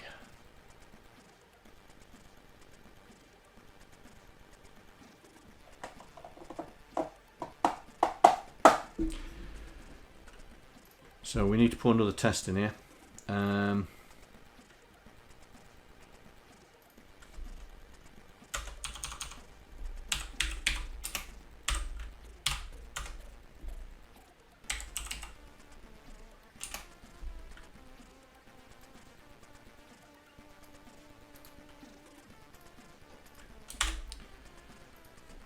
0, 1 branch if cat less than, so that's going to be 2, isn't it?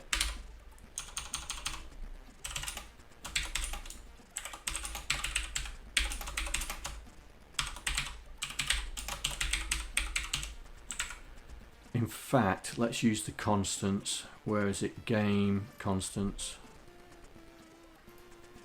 We have got,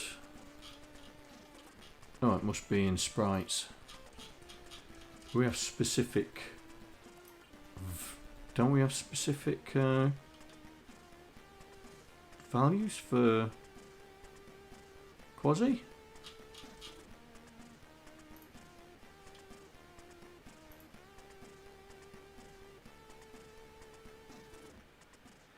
I thought we had specific sprites for Quasi. Ah, here we go.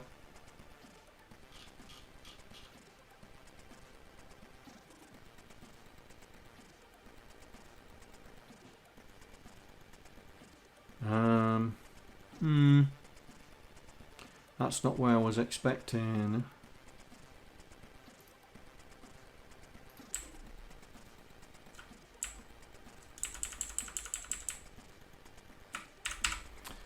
Where's in-game? In-game. It's got to be in there somewhere.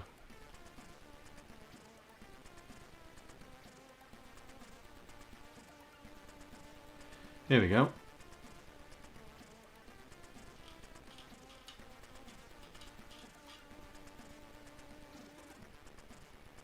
Alright then, mate.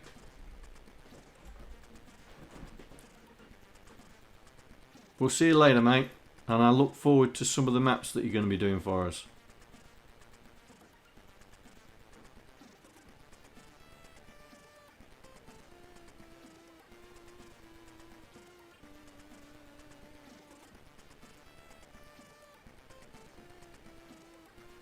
Right, I need to find out where that is. Oh, it's in game constants. Wally. Game constants. Did I miss it? That's control. Oh, there it is. So it's that one. That's the largest one. So there, go down there. Go to the bottom where we've got the scroll. Here we go. So we are testing for that +1. Because we're doing a less than. So it's got to be less than 2. If it's less than 2, then we are bypassing it, which means it won't affect quasi. Right. Let's see if my maths, my understand. Oh, it's bust again. We can't be in there. Can't be in there. Can't be in there.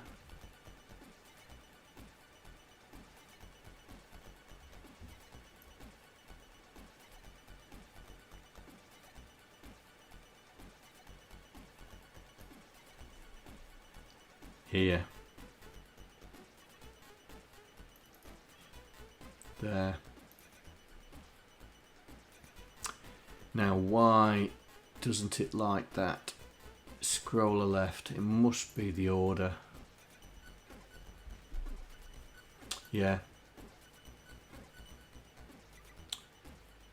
So let's take that and put it there.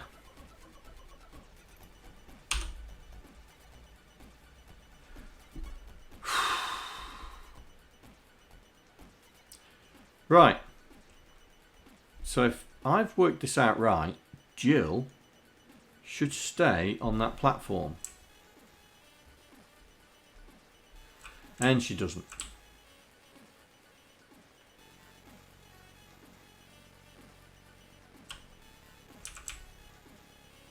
So we're not running it. So let me put a breakpoint in there. Scroll sprites, current sprite here. Unless it's the fact that enable. Let's see what do we put in for enable. Sprite enable. Set 1.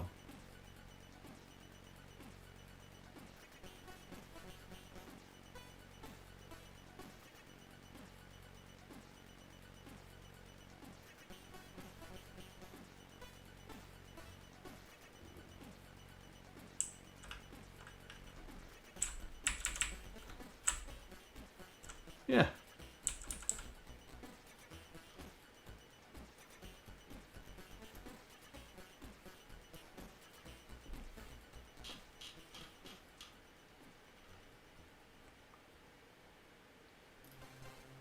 Compare it with 1. Load enable, comma Y. Compare it with 1. No need to process. Branch if not equal. Oh, hang on.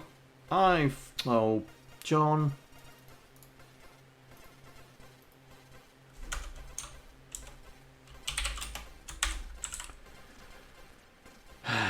Forgot to store that there.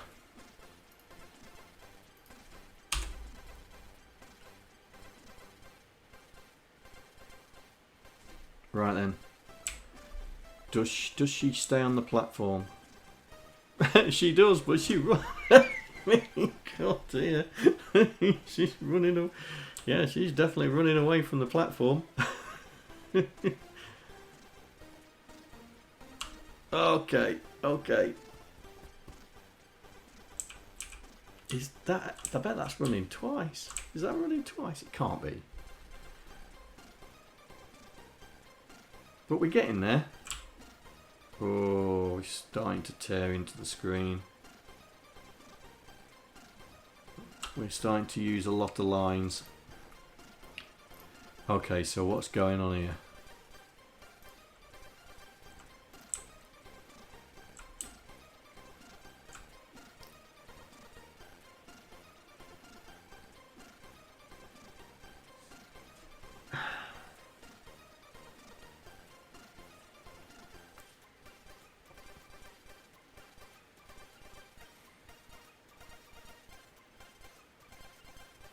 Oh, hang on.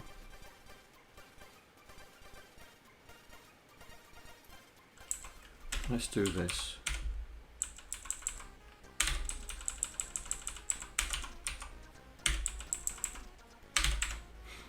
Let's try that.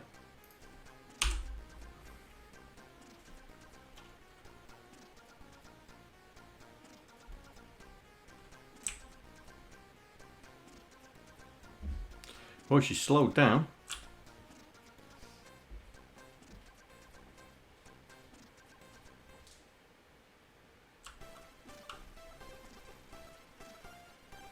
But the thing is, she should not be... Oh. Ow, ow, oh, hang on. Hang on.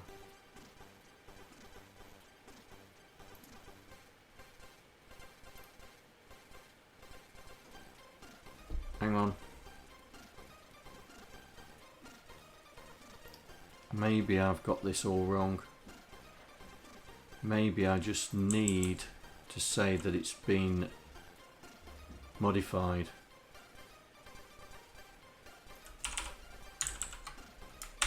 Let's do that. Right, so if it's enabled, let's rem all that out. And we'll just say that it's been modified.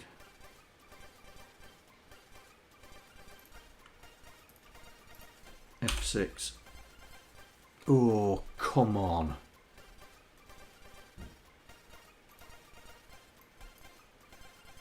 Scroll direction.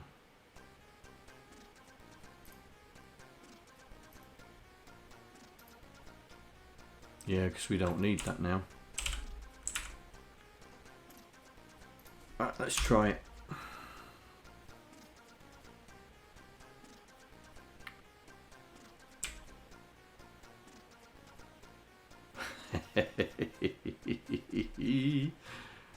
And off the screen she goes. Does she come back? Does she come back? Yes, she does. Look at that. Look at that. Right. So what we need to do is we need to put Jill.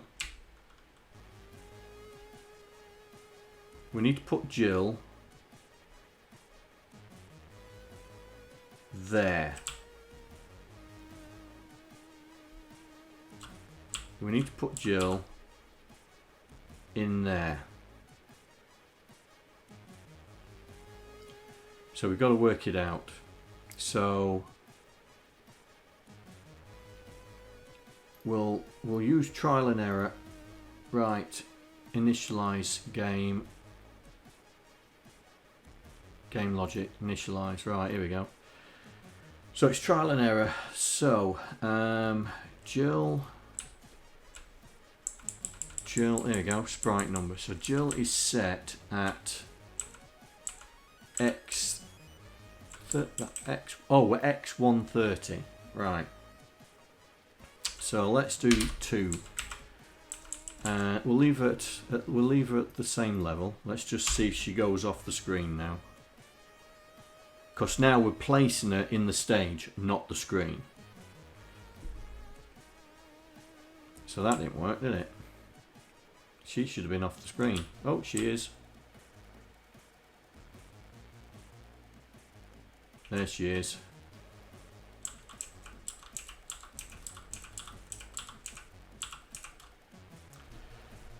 So we're almost there. So we'll bring it back.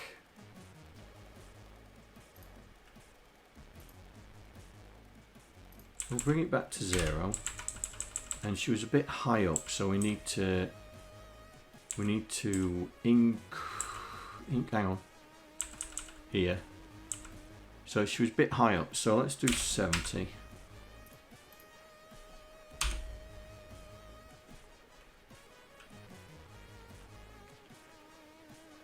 Now there's a problem because she's there and she shouldn't be. She should be over there, but we'll figure that out in a minute. Because she, as soon as that's it, she moves.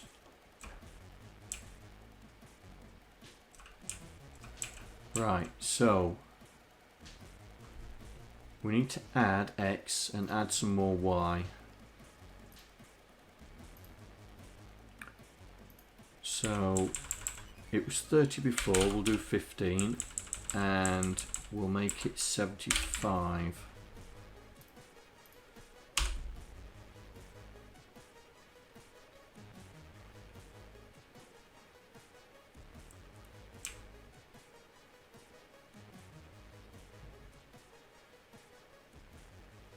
There she is. Right.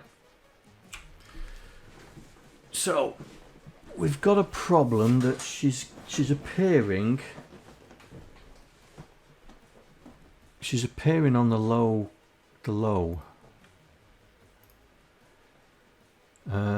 So let's have a look.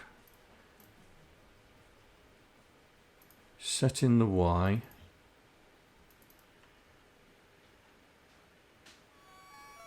Yeah, that's what I'm thinking.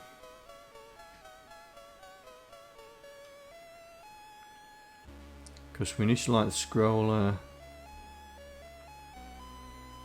I mean, we do the sprite update here. So let's have a look in the sprite update.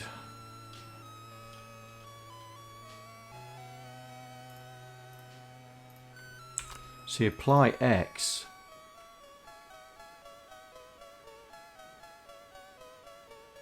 Should be taking this screen delta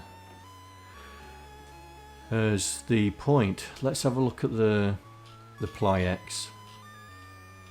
Have we got a fundamental mistake on that?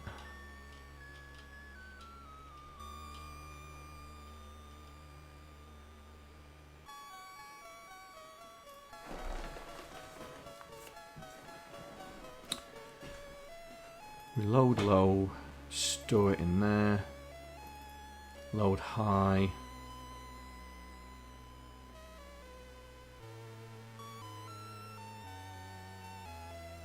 But X high. Oh, hang on. Hang on.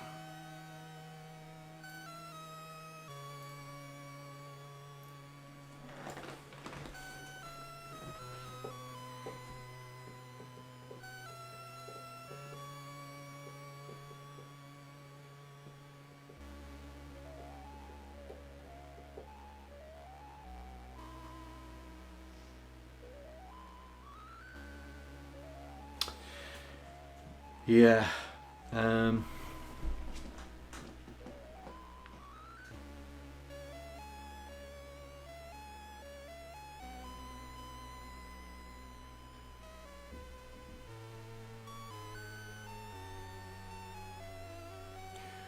We need to turn the sprite off.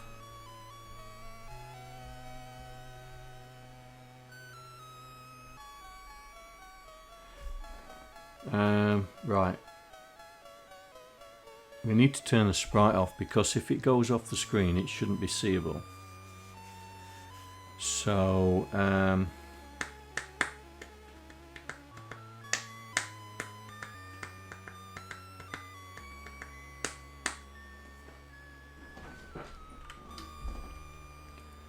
so what we need to do is we need to test it.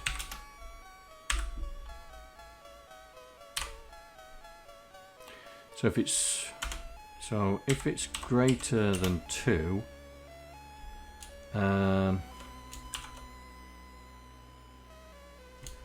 move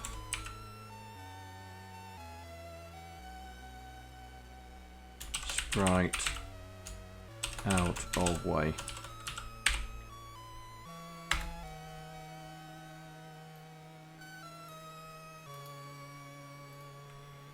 If it's 1 or 0, then we want it to work it out.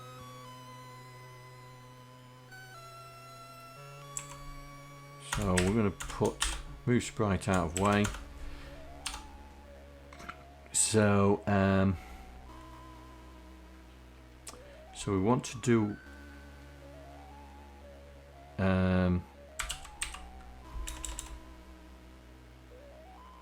so we haven't set the high byte. Okay, so we'll set the low byte. So we're going to move it out the way to the start of the screen. So that's X low, SP 0X, X, and then we want to turn off the sprite. Turn off the high byte. So if the X is 2 or higher, so that means it's off the screen, yeah, then we are going to move the low byte to 0, so it puts it on this side of the screen, and then we're going to turn off the high bit to make sure that it does it. Right. So she should not appear now.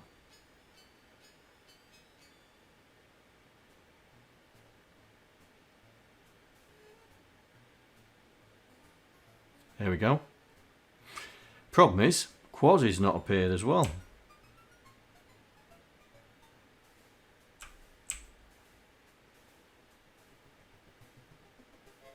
Yeah, Quasi's gone. Right, so I've gone a bit wrong there, so let's go back, let's rethink this.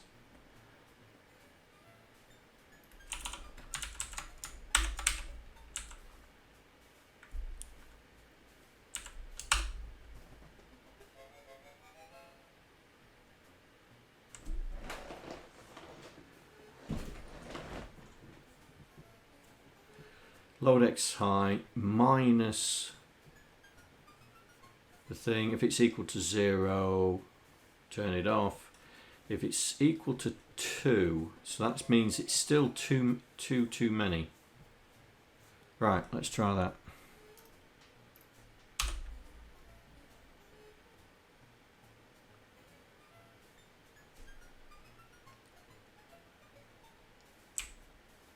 Well, Quasi's back.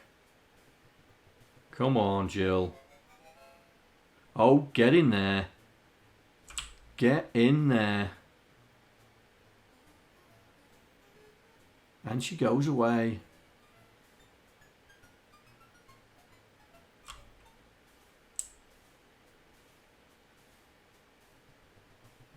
Hey.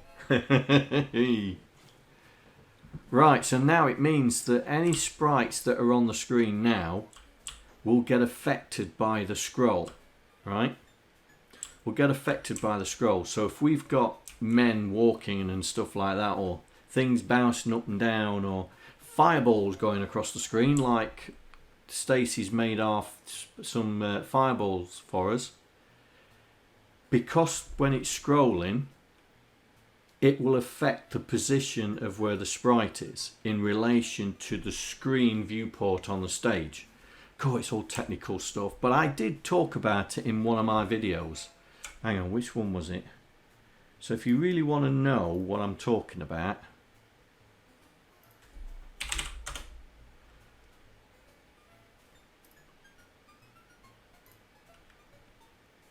it was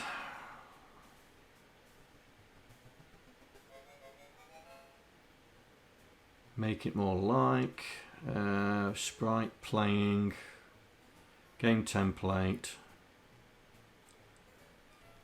Oh, background scrolling. Here we go. This one. So this video explains how it is. So we'll put that in there if you want to watch. That video explains how the viewport works, yeah? And I've applied the same mechanics to this, right? That we have a screen delta, and we apply that delta to every asset that's on there, and that's what we're doing here.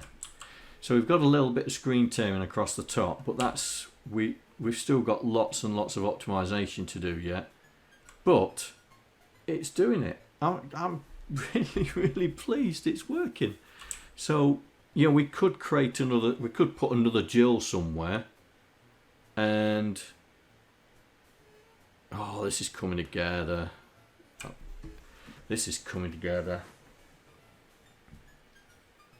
So now we've got the sprite library routine now caters for the position of the screen inside the stage. So the screen is the viewport of the stage.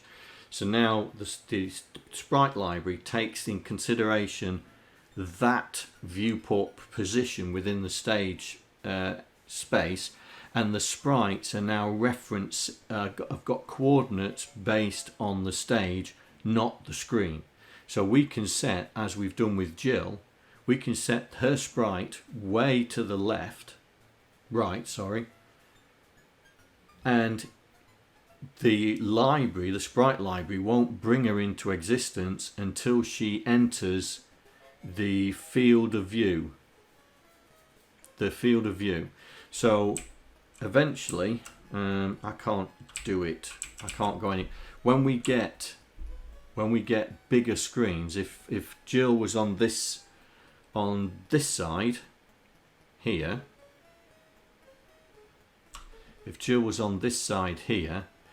when Quasi goes that way and scrolls off the screen, we should stop seeing Jill, because she would have a negative number, which in binary terms is bigger than 2 anyway, and she would disappear. So we could test that. Let's test that just to make sure. Game logic. Where is she? Jill. So if we put her at, well, we'll put her back to where she was, yeah? So if we run it now, she should go off the screen and we don't see her again. So there she is. So we'll get it, and she should disappear off the screen. There you go. And she doesn't come back, look.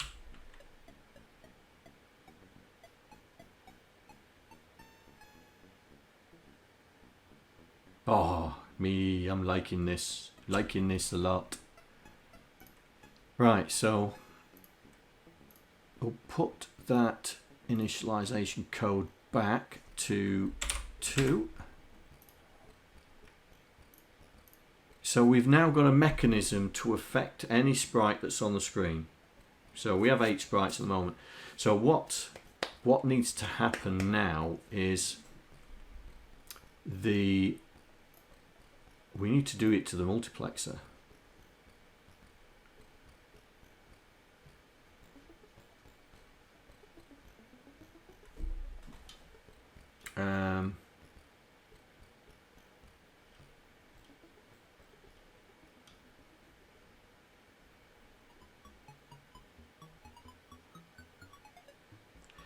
Yeah, we need to apply the code to the multiplexer as well. So let's do that while we're here. Sprites. Do that. put the multiplexer, where's the multiplexer? In there. Get rid of that. We don't need it. Cause a lot of games. Get rid of that. Get rid of that. Get rid of that. Get rid of that. That. Right. So this is the multiplexer. So we still need... We need to copy all of that, really. There's nothing different. So let's copy that into the multiplexer.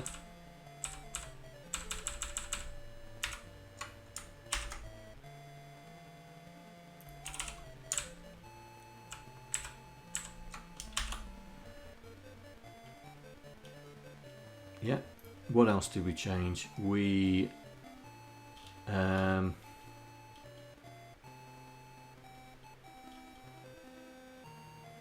oh, we got this, we created this. Get X. Did I put yeah, get X. So get screen X goes in there. What else did we change? We created that scroller routine, didn't we?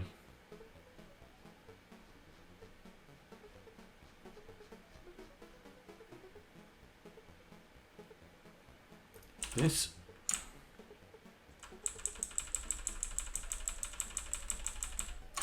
In fact, let's get rid of all this stuff because we don't need that. Don't need that. Better.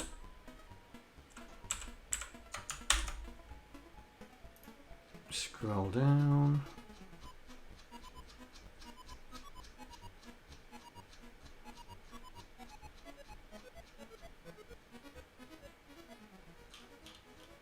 Oh, that's animation, so we need to do it before that. There we go.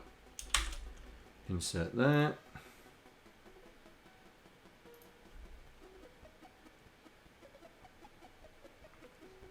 Did we do any more? No, so that's the multiplexer being brought up to date, yeah? Because we didn't alter the updater. All we did was alter the apply X. We're not even messing around with the Y because that's required for the multiplexer to get to do the sort. Right, so the only last thing to do is the four-way scroller, because we're sending in the direction. We don't need to do that anymore now, so we'll just take that out. So we do the scrolling of the sprites.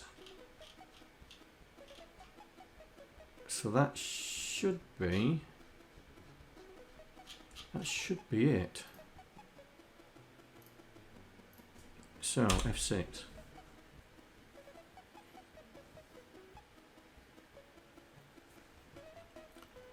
So we should still be working. And we are. Look at that. That's a thing of beauty. Right. I think I think that's a good place to stop. Because I need to wait for Stacy to give us the new map. So I need to do my jiggery pokery so we can do all the animation on it. And also, he's going to be doing things with the new sprites that we've got here. So he's created. How do I create one of these things? 7. So that's 50. No. 48. 48. 51. So 48. 51. Go. Oh, how do I set it? Oh, I'm absolutely rubbish at this. 48, 51. Ah, no. 48. There we go. So that's the fireball. So let's add 2 more. So let's do the man jump, this one here. So that's 56, 59.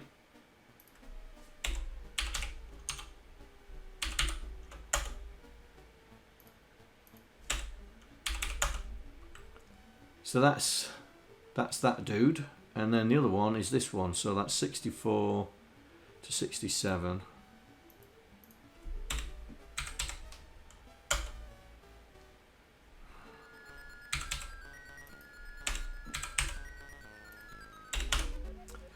What is going on? Why can't I set that?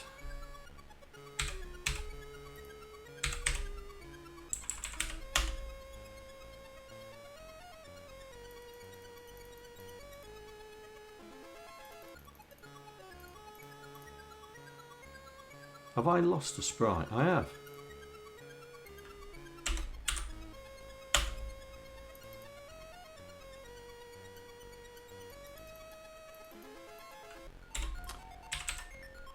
Was it 64? 67. There. Oh. Yeah, that one is wrong, isn't it? 56 to 60.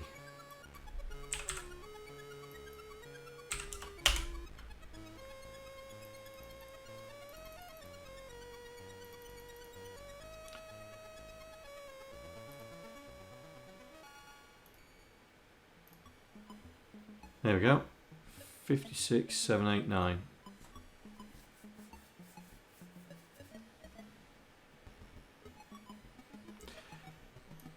Yeah. I don't think it does that, does it? Overlays. Which is a shame, really. But the sprite editor that I'm working on, the Sprite mate, trying to do the overlay for that, so you can do animation on that, and then I'll send it back to what's his face and ask him if it's worth putting in his, because he's converted it to TypeScript, I think. So these are 3 new sprites. They are running pretty fast, they are. Can we slow them down? Ah, yeah, there we go.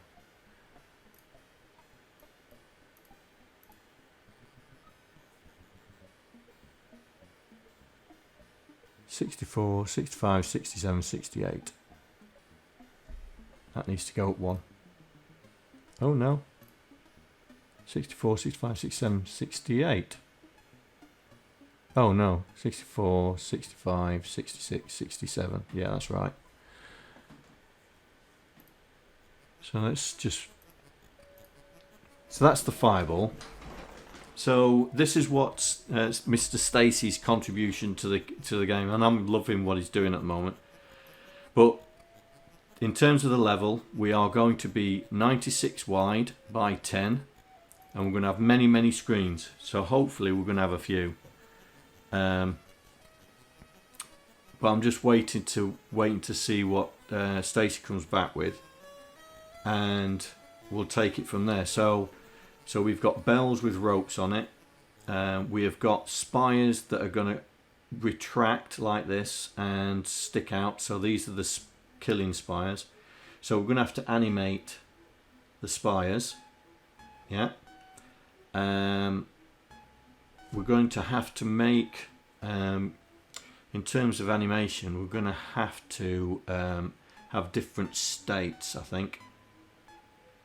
Going to have different states, because we don't want all these in the same order. So we may have to animate tiles, but I don't really want to animate tiles, because then we've got to make sure we've got to remember where they are. So we may have to have 3 sets of animation for this that put them out of sync to each other, I think. But then again, to be honest, we could have it controlled by the game.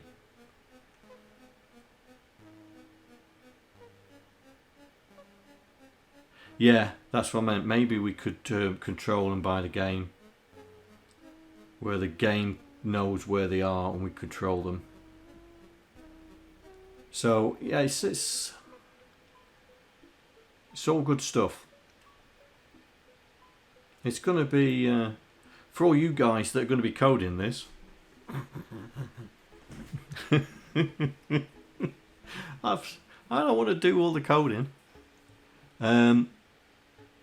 It's going to be interesting, but that's the plan, right? So today's stuff is we've now converted it into a stage arena with a screen viewport, and so all the assets move around based on the viewport, and we've proved that with Jill now staying where she is on the screen.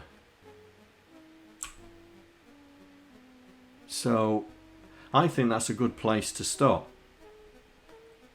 because we've done quite a lot. So the next thing, hopefully, we'll have the new maps. Hopefully, if we don't, we'll start thinking about how we can do collisions. So what I need, because the people that've got now access to the repo, what I need now is we need Quasi climbing a ladder. Yeah, we need Sprite. We need a four animation set. Yeah, so we need a 4 animation set where Quasi's climbing a ladder. Yeah, this sprite set is going to be in GitHub, because I'm gonna put it in the repo in a minute. And yeah, we need some sprites where he's climbing the ladder, so we can start testing for the blocks. Yeah, so we can start testing. So if he's on a ladder, we'll be able to go up. Yeah, so we get Quasi going up. Now, in the meantime, we'll still use whatever animation it's got, but we now need to start testing the environment. We need to start collision detecting the environment to find out what we're on. You know, like the fire. If we go over the fire, we shouldn't. It's deadly. So yeah. So we need to start thinking about how we're doing the collision detection for the sprite on the screen. That's going to be interesting, especially now we're scrolling it. Oh, that's going to be interesting, trying to work out where we are. But that's what we're here to do, is to work out all these things and see if we can get on with it. Right then, guys, I am going to, let's see if I can check this in. So what? No, so it knows what I've changed. Good. Let's put it all in there.